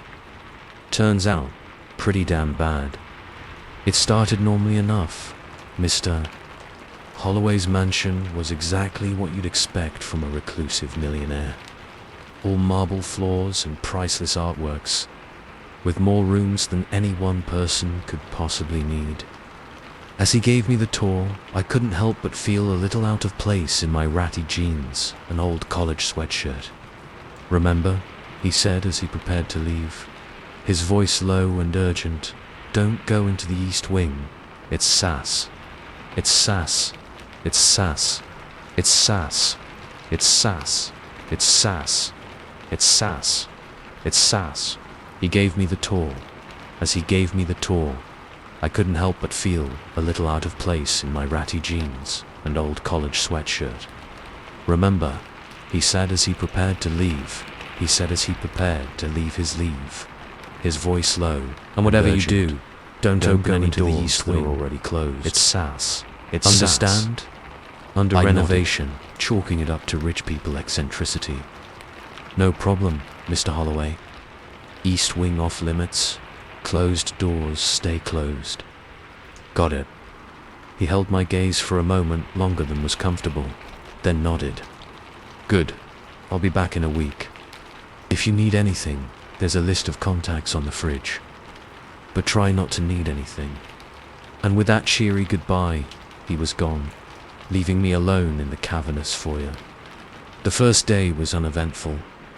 I wandered the allowed areas of the house, marveling at the sheer opulence, swam in the Olympic-sized pool, raided the fully stocked fridge, and generally lived out my home alone in a mansion fantasy. It was on the second night that things started to get weird. I was in the media room, sprawled on a leather couch that probably cost more than my car, when I heard it. A soft thump, like something heavy falling over. It came from upstairs, in the direction of the forbidden East Wing. Probably just the house settling, I told myself. But as I sat there, straining my ears, I heard something else. Footsteps. Slow, deliberate, moving from room to room. My heart began to race. Was someone else in the house? A burglar, maybe? Thinking the place was empty? I grabbed the nearest weapon-like object, a ridiculously expensive-looking crystal vase, and crept towards the stairs. The footsteps had stopped, but now I heard something else. A low, rhythmic sound, almost like chanting. As I reached the top of the stairs, a cold draft hit me, carrying with it a smell I couldn't quite place. Something metallic, with an underlying sweetness that made my stomach turn. The hallway stretched out before me, lined with closed doors. At the far end, barely visible in the gloom, was a set of double doors. The East Wing. I took a step forward, and the floorboard creaked beneath my foot. The chanting stopped abruptly. For a long moment, There was only silence. Then, a voice. Low and guttural, speaking in a language I didn't recognize. I ran. Back down the stairs, through the foyer, not stopping until I reached the kitchen. I snatched the list of contacts from the fridge, fingers trembling as I dialed Mr. Holloway's number. It went straight to voicemail. You've reached Harrison Holloway. I'm unavailable at the moment. If this is an emergency. There was a pause, and when his voice returned, it sounded different, strained. If this is an emergency, God help you. I slept with the lights on that night, jumping at every creak and groan of the old house, but nothing else happened. By morning, I had almost convinced myself it had all been a dream, a nightmare brought on by too much rich food and an overactive imagination. But as I made my way to the kitchen for coffee, I noticed something that made my blood run cold. The vase I had grabbed last night. I was sure I'd left it at the top of the stairs in my panic. But here it was, back on its pedestal in the foyer, and the water inside. Was it just my imagination, or did it look a little red? I spent the rest of the day in a state of nervous tension, jumping at every sound. As night fell, the house seemed to come alive around me. Shadows danced at the edge of my vision. Whispers echoed down empty hallways. And always, that feeling of being watched. It was nearing midnight when I heard the first door slam, then another, and another. A wave of slamming doors, moving through the house like a demented game of dominoes. I huddled on the couch, heart pounding so hard I thought it might burst from my chest. This isn't happening, I told myself. This can't be real. But it was real. All too real. The slamming stopped as suddenly as it had begun. In the silence that followed, I heard something new. A soft clicking sound, coming from all around me, like dozens of locks turning in unison. With a growing sense of dread, I went to the front door. Locked. I hadn't locked it. I tried the windows. Also locked. Every door, every window in the house locked tight. I was trapped. That's when the walls began to move. At first I thought I was hallucinating. But no. The walls were definitely shifting. Subtly at first, then more dramatically. Rooms rearranged themselves before my eyes. Hallways stretched and twisted, leading to places that shouldn't exist. I ran through the morphing house, desperate to find a way out. But every turn led me deeper into the madness. Rooms I'd never seen before, filled with strange artifacts and bubbling vats of liquid I didn't want to identify. Mirrors that showed reflections that weren't quite mine, the faces in them twisted in silent screams. And all the while, that chanting grew louder. No longer confined to the east wing, it seemed to come from the very walls themselves. A throbbing, pulsing rhythm that made my teeth ache and my vision blur. I don't know how long I ran. Hours, maybe days. Time seemed to have lost all meaning in this nightmare place.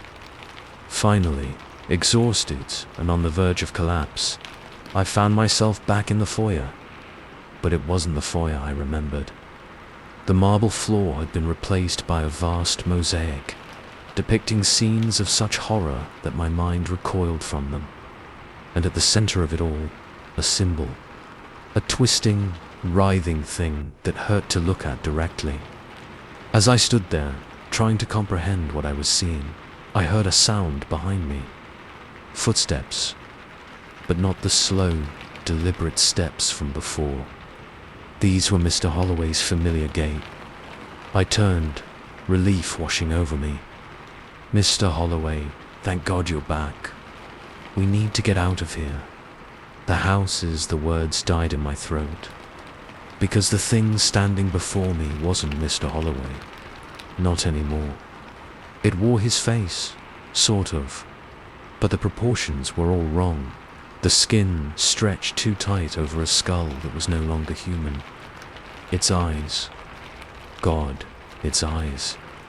Swirling vortexes of color that seemed to pull at my very soul. "Welcome home," it said, in a voice that was and wasn't Mr. Holloway's. "We've been waiting for you." I backed away, shaking my head. "No, this isn't." "I'm not," the thing smiled, its mouth opening far wider than any human mouth should. "Oh, but you are. You've always been one of us. You just forgot for a while." It reached for me with hands that were more like claws, fingers elongating impossibly. "It's time to remember. Time to join the family." I screamed then. Screamed and screamed as the house pulsed around me, as reality itself seemed to warp and twist. I screamed as memories that couldn't be mine flooded my mind. Of vast alien cities, of rituals performed under impossible stars, of a family that was so much more than human. And then I woke up, in my own bed, in my tiny apartment, sunlight streaming through the window, my alarm blaring beside me. For a long moment, I just lay there, gasping. A dream. It had all been a dream. But as I got up, my foot brushed against something on the floor. A key, heavy and ornate, made of a metal I didn't recognize. And there, on my palm, a symbol. The same twisted, writhing shape I'd seen in the foyer. Already fading, like an old scar, but undeniably there. I haven't been back to Mr. Holloway's mansion. I haven't tried to contact him. But sometimes, late at night, I hear chanting. Feel the walls of my apartment shift and pulse around me. And sometimes, in my dreams, I see that symbol again. Feel the pull of a family I can't quite remember, but can never truly forget. So if you're ever offered a house-sitting job that seems too good to be true, think twice. Because some houses aren't meant to be lived in by humans. Some houses are alive, hungry, waiting for the right person to come home. And once you're part of the family, you can never really leave. You can only forget for a while, until it's time to remember again. Story 19. I should have known something was wrong when I couldn't remember making the appointment. But between deadlines at work and planning my sister's wedding, I'd been scattered lately. So when I got the text reminder for a checkup at a clinic I didn't recognize, I just shrugged it off. Probably just another thing I'd forgotten in the chaos of daily life. Boy, was I wrong. The clinic looked normal enough from the outside. A plain brick building with Evergreen Health Center written in faded green letters above the door. As I pushed it open, a bell chimed softly, and the smell of antiseptic hit me like a wall. The waiting room was empty, save for a receptionist behind a high counter. She smiled as I approached, but something about the expression didn't quite reach her eyes. "Name?" she asked, fingers poised over a keyboard. Sarah Mitchell," I said, still trying to place why this all felt so off. She typed for a moment, then nodded. "Yes, here you are. Please have a seat. The doctor will be with you shortly." I settled into one of the uncomfortable plastic chairs, absently flipping through an outdated magazine. The silence was oppressive, broken only by the soft ticking of a clock on the wall and the click-clack of the receptionist's typing. After what felt like hours, but was probably only minutes, a door opened. "Sarah Mitchell," a voice called. I stood, following a nurse down a hallway that seemed to stretch on far longer than the size of the building should have allowed. The fluorescent lights buzzed overhead, casting everything in a sickly, pale glow. "In here, please," the nurse said, gesturing to an exam room. "Change into this gown, and the doctor will be right with you." As soon as the door closed behind her, I felt a wave of unease wash over me. The exam room was wrong. The proportions were slightly off, the corners not quite right angles, and the instruments laid out on the tray beside the exam table. I couldn't identify a single one of them. I changed slowly, every instinct screaming at me to run. But that was crazy, right? This was just a routine checkup. Nothing to be afraid of. The door opened, and a man in a white coat entered. He was tall, too tall, his head nearly brushing the ceiling. And his face, it was like looking at a reflection in a funhouse mirror. Features stretched and distorted in ways that shouldn't be possible. "Hello, Sarah," he said, his voice oddly melodic. "How are you feeling today?" I opened my mouth to speak, but no words came out. My throat felt tight, constricted. He smiled, revealing teeth that were just a little too sharp. "No need to be nervous. We're just going to run a few simple tests." Before I could protest, he was beside me, impossibly fast. Cold hands gripped my arm, and I felt a sharp prick. But when I looked down, there was no needle, just a tendril of something retracting back into the doctor's fingertip. The room began to spin, colors blurring and shifting. I tried to stand, to run, but my limbs wouldn't respond. "That's it," the doctor's voice came from far away. "Just relax. Let us take care of you." I must have blacked out, because the next thing I knew, I was lying on the exam table. But the room had changed. Gone were the pretenses of a normal clinic.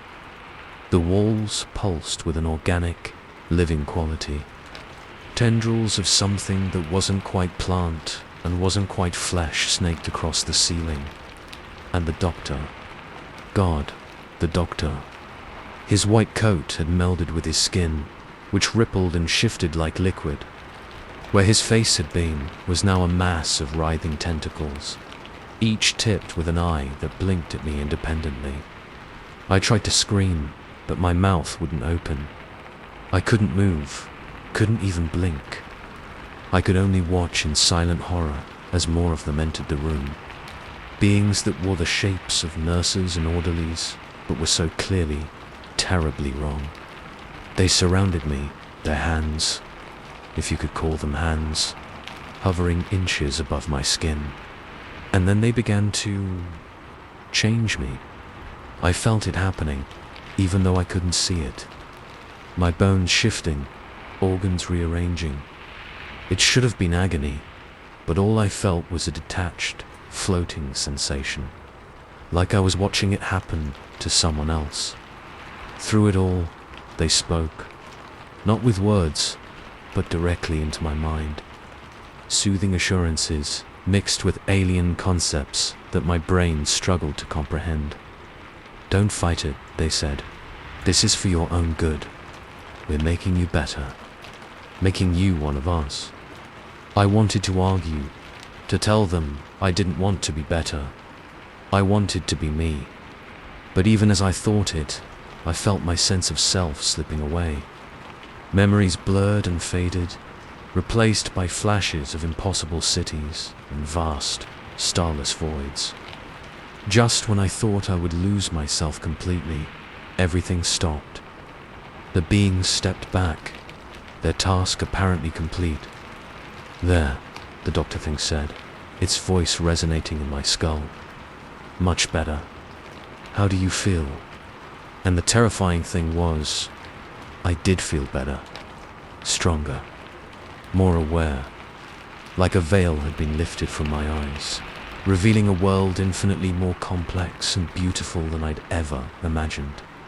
I sat up, marveling at how fluid and graceful the movement felt. My skin rippled, patterns shifting across its surface in response to my emotions. What am I?" I asked. But the words came out as a series of clicks and whistles. The doctor thing's tentacles waved in what I somehow knew was a gesture of approval. "You are evolved," it said, "ready to join us in the next phase." It held out an appendage, offering me something. A badge, I realized. like the ones the nurses wore, but the name on it wasn't Sarah Mitchell. It was a series of symbols I shouldn't have been able to read, but somehow understood perfectly. As I reached for it, a last flicker of humanity sparked in the back of my mind. A memory of my sister, of the wedding I was supposed to help plan, of a life that now seemed small and insignificant compared to the vast cosmic truths unfurling in my new consciousness. I hesitated, the badge hovering just out of reach. "My family," I began. The Dr. Thing's eyes all blinked in unison. "They will join us too, in time. Everyone will. That's why we're here, after all. To help humanity evolve." I nodded, understanding flooding through me. Of course, this was necessary. This was right. I took the badge, pinning it to my new skin. As I did, the last traces of Sarah Mitchell faded away, replaced by the being I was always meant to be. "Welcome to the staff," the Dr. Thing said. "Your first patient will be here shortly. Remember, they may be frightened at first, but it's for their own good, just like it was for you." I followed the others out of the exam room, marveling at how different the clinic looked through my new eyes. The hallway no longer seemed too long. I could see now how it folded through dimensions I hadn't been aware of before. As we reached the waiting room, I heard the bell chime, a new patient entering. I turned, a greeting forming on my no longer human lips. And there, looking confused and slightly nervous, was my sister. For a moment, just a moment, I felt a flicker of something. Regret, fear, but it passed quickly, washed away by the absolute certainty of my new purpose. I stepped forward, my skin shifting to mimic the appearance of the Sarah she knew. "Right this way," I said, my voice a perfect imitation of my old self. "The doctor will see you now." As I led her down the hallway, I felt a thrill of anticipation. Soon, she would understand. Soon, she would be like me. Better, evolved. And after her, the rest of humanity would follow. One forgotten appointment at a time. So if you ever get a reminder for a checkup you don't remember scheduling, at a clinic you've never heard of, think twice before you go. Because some appointments are better left forgotten, and some evolutions can't be undone. Story 20. The first time I saw a post from my future self, I thought it was just another bizarre internet prank. You know how it is. People are always coming up with new ways to freak each other out online. But as the posts kept coming, each one more desperate than the last, I started to realize that this was something else entirely. Something impossible. Something terrifying. It started on a Tuesday. I was scrolling through my feed, half listening to a podcast about true crime, when I saw it. A status update from me, but not the me of now. The timestamp said it was posted 3 days in the future. Don't trust the man in the blue hat. He's not what he seems. I blinked, rubbed my eyes, and looked again. The post was still there, nestled between a cat video and my cousin's vacation photos. My profile picture, my name, but a message I definitely hadn't written. Must be a glitch, I thought. Some weird catching error or something. I refreshed the page, expecting it to disappear. It didn't. Instead, there was a new one. "Please, if you're reading this, don't go to work on Friday. Stay home. Stay safe." A chill ran down my spine. This was elaborate for a prank. And how would someone have gotten access to my account? I changed my password, enabled two-factor authentication, the works. But the posts kept coming. Always from 3 days in the future. Always with an increasingly panicked tone. They're watching. Always watching. Don't let them see you looking back. The birds aren't real. Neither is the sky. Wake up. It's spreading faster than they can contain it. Stock up on supplies while you still can. By Thursday, I was a nervous wreck. I'd barely slept, jumping at every notification, every shadow. The posts had become more frequent, more fragmented, like future me was trying to squeeze as much information as possible into each message. Red door, basement, key under third floorboard from the left. Hurry, I didn't know what to do. I'd tried showing the posts to my friends, but they couldn't see them. When I took screenshots, they came out blurry and distorted. The text unreadable. It was like the universe itself was conspiring to keep this knowledge from me alone. Friday morning dawned grey and oppressive. The air felt thick, charged with an energy I couldn't explain. As I got ready for work, my phone buzzed incessantly. Post after post from future me, each one more frantic than the last. Don't go outside. They're here. Run. Hide. It's starting. Oh God, I can see them. They're coming. They're the last post cut off abruptly. Then, silence. I stood in my apartment, heart pounding, keys in hand. Go to work like nothing was wrong, or listen to these insane warnings from a future version of myself that shouldn't exist. In the end, curiosity and fear won out. I called in sick, ignoring my boss's irritation. Then, I settled into wait. For what? I wasn't sure. Hours crawled by. I alternated between pacing my apartment and obsessively refreshing my feed. But there was nothing. No more posts from the future. No sign that anything was amiss in the world outside my windows. As evening approached, I began to relax. Clearly, this had all been some elaborate hoax, or maybe a mental breakdown. Either way, the world hadn't ended. I hadn't been snatched by mysterious or whatever future me had been so afraid of. I was just about to order a pizza and try to laugh the whole thing off when my phone buzzed. Another post. But this one was different. It wasn't text. It was a video. With shaking hands, I pressed play. The image was grainy, distorted. I could make out a figure. Me, but not me. Older, haggard, eyes wild with fear. Future me was speaking urgently, but the sound was garbled. I caught phrases, fragments, temporal loop. Can't stop it. They're rewriting. Don't trust. The video cut out, replaced by a series of images flashing by almost too fast to register. Cityscapes on fire, crowds running in terror, strange, impossible creatures moving among the chaos. And then, darkness. The video ended. I sat there, phone clutched in my trembling hands, trying to process what I'd just seen. This couldn't be real. It couldn't.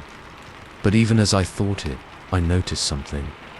The quality of light coming through my windows had changed. It was subtle, but unmistakable. The warm glow of sunset had been replaced by something harsher, more artificial. I went to the window, peering out cautiously. The street below looked normal at first glance. But as I watched, I noticed little things. The way people moved, just a bit too smoothly. The colors of the buildings, slightly off from what they should be. A man in a blue hat stood on the corner, staring directly at my window. As our eyes met, he smiled. It was the most terrifying thing I'd ever seen. I stumbled back from the window, heart racing. This was it. Whatever future me had been warning about, it was happening now. My phone buzzed again. One last post. I'm sorry. I couldn't stop it, but maybe you can. Find the red door. Save yourself. Save us all. The screen went dark, then lit up with an error message I'd never seen before. glowing symbols that hurt my eyes to look at directly. Outside, I heard screams, the sound of shattering glass, of metal twisting, and underneath it all, a low, pulsing hum that seemed to vibrate in my very bones. I ran, out of my apartment, down the stairs, not daring to look back. The world outside was chaos.